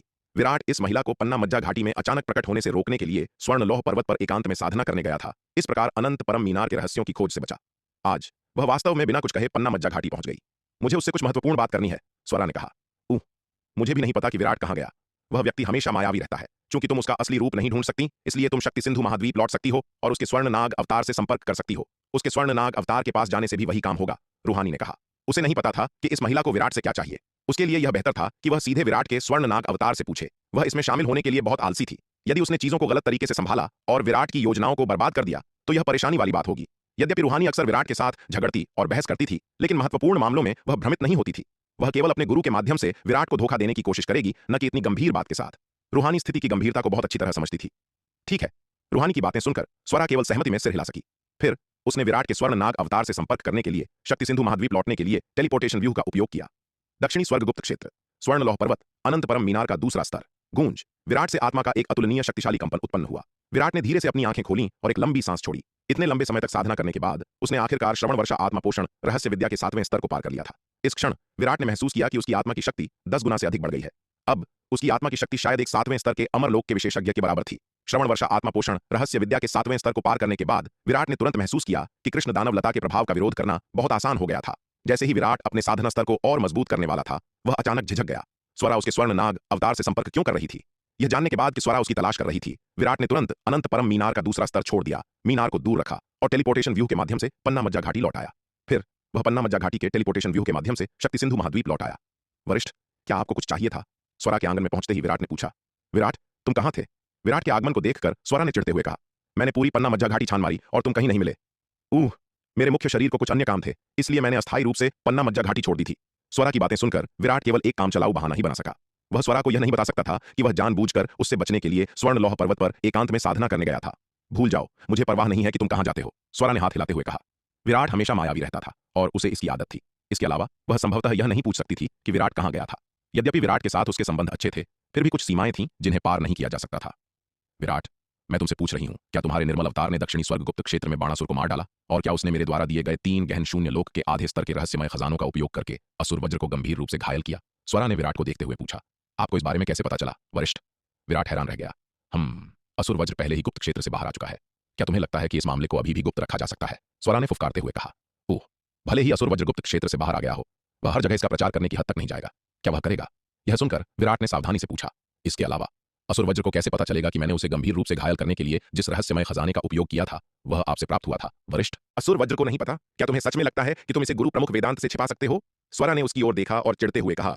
वे 3 गहन शून्य लोक के आधे स्तर के रहस्यमय खजाने गुरु प्रमुख वेदांत द्वारा व्यक्तिगत रूप से बनाए गए थे। जब असुर वज्र गुप्त क्षेत्र से बाहर आया तो गुरु प्रमुख वेदांत ने तुरंत पहचान लिया कि असुर वज्र के घावों में बची हुई तलवार की भावना उसके द्वारा बनाए गए रहस्यमय खजानों द्वारा छोड़ी गई थी। अभी गुरु प्रमुख वेदांत ने अपने संचार टोकन का उपयोग करके मुझसे संपर्क भी किया, ये पूछने के लिए कि वनवीर के साथ मेरा क्या रिश्ता है। तो आपने क्या कहा, वरिष्ठ? विराट ने यह सुनकर कुछ अपराध बोध के साथ पूछा। उसे उम्मीद नहीं थी कि चीजें इस तरह विकसित होंगी। मैं और क्या कह सकती हूँ? स्वरा ने गुस्से से कहा। शुरू में मैंने वनवीर के साथ किसी भी रिश्ते से इनकार किया, लेकिन उस बूढ़े शैतान वेदांत ने पहले ही यह स्पष्ट कर दिया था। अब इससे इनकार करने का क्या फायदा? वरिष्ठ, अब हम क्या करें? विराट ने थूक निकलते हुए सावधानी से पूछा। हम अब तुम डर गए? तुम पहले कहाँ थे? स्वरा ने उसकी ओर देखा, नाराज होकर। तुम्हारे निर्मल अवतार को पहले ही असुर सम्राट अंधक द्वारा सर्वोच्च हत्या का आदेश दिया जा चुका है, फिर भी तुम नहीं जानते कि खुद को कैसे रोकना है। तुम गुप्त क्षेत्र में बहुत अभिमानी हो। क्या तुम्हें लगता है कि अंधकार दानव वंश का तुम्हारा पीछा करना पर्याप्त मजबूत नहीं है? वरिष्ठ, मैं उन परिस्थितियों में आपको मरते हुए नहीं देख सकता था। विराट ने असहाय होकर कहा। तब क्या हुआ था? स्वरा हैरान रह गई और उसने उससे पूछा। वह केवल गुरु प्रमुख वेदांत से जानती थी कि वनवीर ने बाणासुर को मार डाला और एक गहन शून्य लोक के आधे स्तर के रहस्यमय खजाने का उपयोग करके असुर वज्र को गंभीर रूप से घायल कर दिया। जहां तक बारीकियों की बात है, गुरु प्रमुख वेदांत ने कुछ नहीं कहा, इसलिए उसे नहीं पता था कि क्या हुआ था। वरिष्ठ, बात यह थी। विराट ने फिर मोटे तौर पर स्वरा को स्थिति समझाई। विराट की बात सुनने के बाद स्वरा कुछ देर चुप रही। उस स्थिति में विराट का हस्तक्षेप केवल उसका कर्तव्य था और वह उसके कार्यों की आलोचना नहीं कर सकती थी। खतरे में एक साथी इंसान को अंधकार दानव वंश के खिलाफ लड़ते हुए देखना, आगे बढ़कर मदद करना ही सही था। भूल जाओ, जो हो गया सो हो गया, इस पर विचार करने का कोई मतलब नहीं है। स्वरा ने अपना हाथ हिलाया। उसका स्वर पहले की तुलना में बहुत नरम था। तुम्हें इस बारे में बहुत अधिक चिंता करने की आवश्यकता नहीं है। वर्तमान में गुरु प्रमुख वेदांत केवल इतना जानता है कि वनवीर मुझसे संबंधित है। उसने विराट के अस्तित्व पर ध्यान नहीं दिया है। अब से तुम्हारे निर्मल अवतार को और भी अधिक सावधान रहने की आवश्यकता है। अपनी असली पहचान कभी उजागर मत करना। तुम बिल्कुल भी किसी को वनवीर को तुमसे जोड़ने नहीं दे सकते। स्वरा ने विराट को देखते हुए कहा। अब वनवीर की प्रसिद्धि व्यापक थी और उसे जो ध्यान मिला वह बहुत अधिक था। एक बार जब उसकी असली पहचान उजागर हो जाती है तो तलवार संप्रदाय और शक्ति सिंधु महाद्वीप संभवतः इसे गुप्त नहीं रख पाएंगे। सौभाग्य से अभी तक बहुत कम लोग वनवीर की असली पहचान जानते हैं। अन्य लोग केवल इतना जानते हैं कि वनवीर तन्वी का साथी है, लेकिन वे इसके बारे में कुछ नहीं जानते कि वनवीर कहां से आता है। बिल्कुल, विराट ने यह सुनकर जल्दी से कहा। इसके अलावा तुम्हें दूसरों के सामने कभी भी आसानी से अपना असली रूप उजागर नहीं करना चाहिए, अन्यथा तुम वास्तव में गंभीर खतरे में पड़ जाओगे। स्वरा ने उसकी ओर देखा और बहुत गंभीरता से कहा। वनवीर की प्रतिभा ने पहले ही पूरे तिमिर मंडल और दक्षिणी स्वर्ग मंडल को हिला दिया है। यदि तुम्हारे असली रूप की प्रतिभा भी उजागर हो जाती है तो झटका केवल तिमिर मंडल और दक्षिणी स्वर्ग मंडल तक सीमित नहीं रहेगा। उस समय न केवल शक्ति सिंधु महाद्वीप और तलवार संप्रदाय को एक बड़ी आपदा का सामना करना पड़ेगा, बल्कि पूरे दक्षिणी स्वर्ग मंडल को भी विनाश का सामना करना पड़ेगा। हमारे दक्षिणी स्वर्ग मंडल की वर्तमान ताकत के साथ तुम्हारी रक्षा करने के लिए यह पर्याप्त नहीं है। विराट के असली रूप की प्रतिभा वास्तव में बहुत ही अधिक है।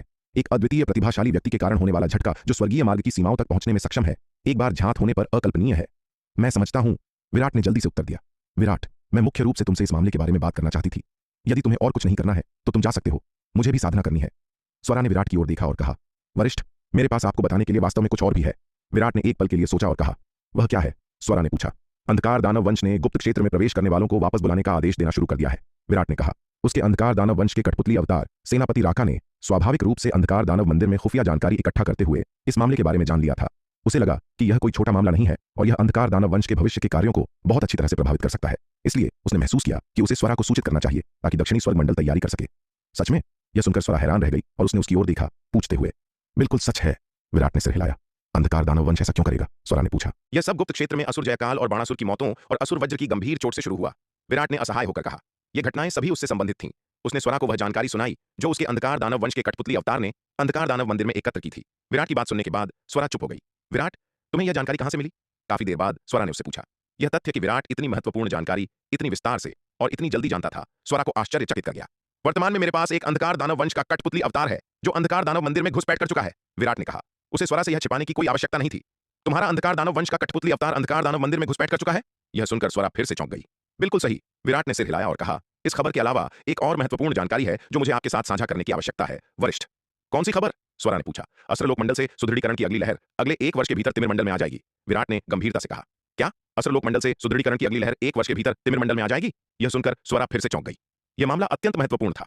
दक्षिणी स्वर्ग मंडल को पिछले 1 दशक या उसके बाद से तिमिर मंडल के अंधकार दानवों के हाथों इतना नुकसान उठाना पड़ा है। इसका मुख्य कारण यह है कि तिमिर मंडल के अंधकार दानवों को शक्तिशाली बाहरी समर्थन मिला है, जिससे उनकी ताकत बढ़ गई है। लेकिन अब विराट ने वास्तव में कहा कि अस्त्रलोक मंडल से सुदृढ़ीकरण की अगली लहर 1 वर्ष के भीतर तिमिर मंडल में आ जाएगी। इस मामले का भविष्य की स्थिति पर जबरदस्त प्रभाव पड़ेगा। यदि दक्षिणी स्वर्ग मंडल पर्याप्त रूप से तैयार नहीं है तो यह बहुत संभव है कि वह फिर से अंधकार दानवों द्वारा अप्रत्याशित रूप से पकड़ लिया जाएगा। इसके अलावा खासकर जब यह मामला पिछली खबर से जुड़ा हो, स्वरा को स्पष्ट रूप से लगता है कि अंधकार दानवों का भविष्य में बहुत महत्वपूर्ण अभियान होने की संभावना है। विराट, अस्त्रलोक मंडल से सुदृढ़ीकरण की अगली लहर में कितने सैनिक हैं? कितने उच्च स्तरीय लड़ाके हैं? स्वरा ने विराट से पूछा। मुझे अभी तक नहीं पता है। मेरा अंधकार दानव कठपुतली क्लोन अभी भी अंधकार दानव मंदिर में है, इस मामले की जांच करने के अवसर की प्रतीक्षा कर रहा है, विराट ने सिर हिलाते हुए कहा। उसका अंधकार दानव कठपुतली अवतार सेनापति राका का रूप धारण कर रहा था। सेनापति राका तिमिर मंडल के 10 पवित्र पुत्रों में से एक होने के बावजूद केवल 9वें स्थान पर था। यह स्थिति हालांकि निम्न नहीं थी, विशेष रूप से उच्च भी नहीं थी। उसकी इस स्तर की जानकारी तक पहुंच थी, लेकिन वह ऐसी वर्गीकृत जानकारी की बारीकियों के बारे में ज्यादा नहीं जानता था। विवरण समझने के लिए उसे आगे की जांच की आवश्यकता थी। इसके अलावा वह जांच करते समय खुद को बहुत स्पष्ट रूप से उजागर नहीं कर सकता था। ऐसा न हो कि वह अंधकार दानवों का संदेह पैदा कर दे। एक बार उसके अंधकार दानव कठपुतली अवतार की पहचान उजागर हो जाने के बाद उसके लिए यह जानकारी एकत्र करना जारी रखना मुश्किल हो जाएगा। यह मामला अत्यंत महत्वपूर्ण है। मुझे पहले गुरु प्रमुख वेदांत से बात करनी चाहिए, स्वरा ने गंभीरता से कहा। इसके साथ स्वरा ने अपना संचार टोकन निकाला और गुरु प्रमुख वेदांत से संपर्क किया। छोटी स्वरा, क्या तुम्हें कुछ और चाहिए? जल्द ही संचार टोकन के माध्यम से गुरु प्रमुख वेदांत की आवाज आई। मुझे छोटी स्वरा मत कहो, बूढ़े आदमी, गंभीर हो जाओ, मुझे तुम्हें कुछ महत्वपूर्ण बताना है, स्वरा ने कुछ चिढ़ते हुए कहा। निजी तौर पर यह इतना बुरा नहीं था कि गुरु प्रमुख वेदांत ने उसे छोटी स्वरा कहा। हालांकि वह इस उपाधि को नापसंद करती थी, लेकिन उसे ज्यादा परवाह नहीं थी। आखिरकार गुरु प्रमुख वेदांत अनगिनत वर्षों से जीवित थे। जब उसके गुरु छोटे थे, गुरु प्रमुख वेदांत पहले से ही अमर खड्ग संप्रदाय के संप्रदाय प्रमुख थे। वह खुद व्यावहारिक रूप से अमर खड्ग संप्रदाय के भीतर उनकी चौकस आंखों के नीचे पली बढ़ी थी। इसलिए गुरु प्रमुख वेदांत के लिए उसे छोटी स्वरा या यहां तक कि सिर्फ स्वरा लड़की कहना पूरी तरह से स्वीकार्य था। निजी तौर पर इससे कोई फर्क नहीं पड़ता था कि वह उसे क्या कहता है, लेकिन अब विराट के यहां होने पर अगर गुरु प्रमुख वेदांत उसे इस तरह से संबोधित करता है तो वह अपना चेहरा कैसे बचा सकती है? कौन सा महत्वपूर्ण मामला? गुरु प्रमुख वेदांत ने जल्दी से पूछा। पहली बात यह है कि अंधकार दानव वंश गुप्त क्षेत्र में प्रवेश करने वाले सभी अंधकार दानवों को वापस बुलाने की योजना बना रहा है, स्वरा ने कहा। क्या? तिमिर मंडल गुप्त क्षेत्र से अंधकार दानवों को वापस बुलाने की योजना बना रहा है? गुरु प्रमुख वेदांत यह सुनकर चकित रह गए। बिल्कुल सही, स्वरा ने सिर हिलाया और कहा। दूसरी बात, अस्त्र लोक मंडल से सुदृढ़ीकरण का अगला जत्था 1 वर्ष के भीतर तिमिर मंडल में आ जाएगा। तुमने क्या कहा? अस्त्र लोक मंडल से सुदृढ़ीकरण का अगला जत्था 1 वर्ष के भीतर तिमिर मंडल में आ जाएगा। यह सुनकर गुरु प्रमुख वेदांत को तुरंत मामले की गंभीरता का एहसास हुआ। स्वरा, क्या यह जानकारी सटीक है? गुरु प्रमुख वेदांत ने बहुत गंभीरता से पूछा। बिल्कुल सच है, स्वरा ने बहुत गंभीरता से कहा। उसे विराट पर बहुत भरोसा था। चूंकि विराट ने ऐसा कहा है तो ये बातें सच होनी चाहिए, क्योंकि विराट के चरित्र के साथ वह बिना किसी कारण के कभी नहीं बोलेगा। इसके अलावा अगर उसे इस जानकारी के बारे में यकीन नहीं होता तो विराट उसे आसानी से नहीं बताता। जब तक विराट ने यह कहा, ये बातें 100% सच थीं। इसलिए इस क्षण स्वरा ने बड़े यकीन के साथ जवाब दिया। उसने गुरु प्रमुख वेदांत को वह जानकारी सुनाई जो विराट ने एकत्र की थी। बेशक उसने केवल जानकारी साझा की, यह छोड़कर कि इसे किसने प्रदान किया था। वह विराट के बारे में एक भी विवरण प्रकट न करने के लिए पूरी तरह दृढ़ थी। उसकी सुरक्षा उसके लिए सर्वोपरि थी। स्वरा की बात सुनने के बाद गुरु प्रमुख वेदांत चुप हो गए। स्वरा द्वारा दी गई जानकारी के 2 टुकड़े वास्तव में आश्चर्यजनक थे। स्वरा, तुम्हें यह जानकारी कैसे मिली? लंबी चुप्पी के बाद गुरु प्रमुख वेदांत ने पूछा। इस बात की चिंता मत करो कि मुझे यह कैसे मिली, लेकिन मैं तुम्हें आश्वस्त कर सकती हूं, यह जानकारी बिल्कुल विश्वसनीय है, स्वरा ने कहा। स्वरा, मैं इस जानकारी की विश्वसनीयता पर सवाल नहीं उठा रहा हूं। मैं बस तुम्हें सावधान रहने और खुद को किसी हताश स्थिति में न डालने की याद दिला रहा हूं। यहां तक कि अगर आसमान गिर भी जाए तो हम बूढ़े लोग इसे थाम लेंगे। अपनी जान जोखिम में डालने की तुम्हारी बारी नहीं है, गुरु प्रमुख वेदांत ने ईमानदारी से कहा। ऐसी अति गुप्त जानकारी आसानी से प्राप्त नहीं की जा सकती थी। स्वरा यह जानकारी प्राप्त करने में सफल रही थी। उसे नहीं पता था कि उसने कितना जोखिम उठाया है। इन 2 खुफिया रिपोर्टों को प्राप्त करने पर गुरु प्रमुख वेदांत की प्राथमिक चिंता स्वरा की सुरक्षा थी। उन्हें चिंता थी कि लड़की बहुत आवेग में काम कर सकती है और खुद को फिर से एक खतरनाक स्थिति में डाल सकती है। अंधकार दानव वंश की घात के साथ उसका पिछला सामना पहले से ही एक महत्वपूर्ण सबक था। ठीक है, मुझे पता है कि मैं क्या कर रही हूं। तुम्हारे उपदेश की कोई आवश्यकता नहीं है। मैंने तुम्हें सब कुछ बता दिया है। तुम तय कर सकते हो कि आगे क्या करना है, स्वरा ने कहा। फिर उसने संचार टोकन काट दिया, कॉल समाप्त कर दिया। यह बूढ़ा आदमी, इतना लंबा चौड़ा, इतना कष्टप्रद। असल में मुख्य कारण यह था कि स्वरा को लगा कि गुरु प्रमुख वेदांत का उपदेश उसे विराट के सामने शर्मिंदा कर रहा था। विराट, मेरी भी तिमिर महाद्वीप की यात्रा करने की योजना है। गुरु प्रमुख वेदांत के साथ संचार समाप्त करने के बाद स्वरा ने विराट की ओर देखा और कहा। विराट से ये 2 खुफिया रिपोर्ट प्राप्त करने के बाद स्वरा को लगा कि तिमिर मंडल में अंधकार दानव वंश कुछ बड़ी कार्रवाई करने की संभावना है। उसे स्थिति की जांच करने के लिए व्यक्तिगत रूप से तिमिर महाद्वीप की यात्रा करनी पड़ी। वरिष्ठ स्वरा, आप तिमिर महाद्वीप पर क्या कर रही हैं? स्वरा का प्रश्न सुनकर विराट ने कुछ अवाक होते हुए पूछा। यह महिला अब किस तरह की मुसीबत की योजना बना रही है? स्वाभाविक रूप से मैं अंधकार दानव वंश के बारे में जानने जा रही हूं। इसके अलावा मेरी अदृश्य तकनीक और छलावरण ताबीज के साथ मैं तिमिर महाद्वीप पर अंधकार दानव वंश के कुछ महत्वपूर्ण हस्तियों की हत्या करने में भी सक्षम हो सकती हूं, स्वरा ने कहा। विराट द्वारा सिखाई गई अदृश्य तकनीक और उसके द्वारा प्रदान किए गए छलावरण ताबीज के बिना वह स्वाभाविक रूप से तिमिर महाद्वीप में अकेले उद्यम करने की हिम्मत नहीं करती, क्योंकि अपनी पटरियों को छिपाने के सही तरीके के बिना तिमिर महाद्वीप तक पहुंचने से पहले ही अंधकार दानवों द्वारा उसकी खोज कर ली गई होती। एक बार तिमिर मंडल में फंस जाने और अंधकार दानवों से घिर जाने के बाद अपनी वर्तमान ताकत के साथ भी उसके बचने की कोई संभावना नहीं होगी। लेकिन इन 2 अविश्वसनीय रूप से शक्तिशाली तरीकों के साथ उसे पूरा विश्वास था कि वह चुपचाप तिमिर महाद्वीप में घुसपैठ कर सकती है। वरिष्ठ स्वरा, ऐसा लगता है कि आपने संप्रदाय प्रमुख वेदांत की चेतावनियों को पूरी तरह से नजरअंदाज कर दिया है, विराट ने अवाक होते हुए कहा। कोई आश्चर्य नहीं कि यह महिला अंधकार दानवों द्वारा फंस गई थी। उसके आवेगी स्वभाव के साथ यदि अंधकार दानवों ने एक जाल बिछाया और मानव जासूसों की मदद से तो वह आसानी से इसमें पड़ सकती थी। मुझे पता है कि मैं क्या कर रही हूं, उसे मुझे उपदेश देने की जरूरत नहीं है, स्वरा ने यह सुनकर फुफकारते हुए कहा। वरिष्ठ, आप तिमिर महाद्वीप के बारे में कितना जानती हैं? विराट ने उसकी ओर देखते हुए पूछा। क्या आप पहले कभी तिमिर महाद्वीप गई हैं? विराट, क्या तुम मूर्ख हो? क्या मैं कभी मरने के लिए तिमिर महाद्वीप गई थी? स्वरा ने उसकी ओर देखा और चिढ़ते हुए कहा। तो क्या वरिष्ठ अब मरना चाहती हैं? विराट ने अवाक होते हुए पूछा। यह महिला, वह खुद मूर्ख है, फिर भी वह दूसरों से पूछने की हिम्मत करती है कि क्या वे मूर्ख हैं। अब बात अलग है। पहले मुझे अदृश्य तकनीक नहीं आती थी और मेरे पास अपना ठिकाना छिपाने के लिए कोई छलावरण ताबीज नहीं था। जब तक मैं तिमिर मंडल में प्रवेश करती, अंधकार दानव वंश द्वारा मुझे आसानी से खोज लिया जाता। लेकिन अब जब तक मैं अदृश्य तकनीक का उपयोग करती हूं और आपके द्वारा प्रदान किए गए छलावरण ताबीज के साथ, मुझे 90% विश्वास है कि मैं चुपचाप तिमिर महाद्वीप में घुस सकती हूं, स्वरा ने कहा। वरिष्ठ, अंधकार दानव मंदिर उतना सरल नहीं है जितना आप कल्पना करती हैं। आपने अंधकार दानव वंश की क्षमताओं को कम आंका है। वरिष्ठ, आपको कार्य करने से पहले 2 बार सोचना चाहिए और सावधानी बरतनी चाहिए। विराट ने सलाह देना जारी रखा। विराट, तुम्हें और कुछ कहने की आवश्यकता नहीं है। स्वरा ने अपना हाथ हिलाया और कहा, अंधकार दानव मंदिर इतना खतरनाक है, तुम वहां क्यों गए? यहां तक कि तुम भी वहां गए और तुम अभी भी मुझे मनाने की कोशिश कर रहे हो। वरिष्ठ, मैंने अंधकार दानव मंदिर में जो छोड़ा वह एक अंधकार दानव वंश का कठपुतली क्लोन था।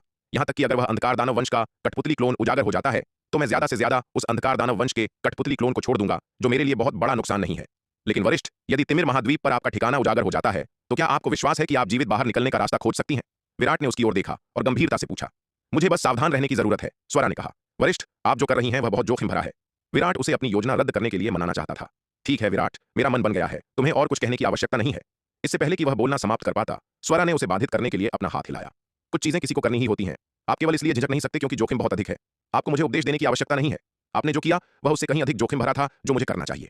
गुप्त क्षेत्र में क्या आप नहीं जानते थे कि इतने सारे अंधकार दानवों को मारने से उनका गंभीर ध्यान आकर्षित होगा? जब आपने ओजवीर और शस्त्र निर्माण भवन के अन्य योद्धाओं को खतरे में देखा तो क्या आपने हस्तक्षेप करते समय कोई जोखिम नहीं उठाया? क्या आपको इतना यकीन है कि आप बाणासुर को मार सकते हैं? अगर तन्वी समय पर नहीं पहुंचती तो उस स्थिति में आपके निर्मल क्लोन के बचने की क्या संभावना थी?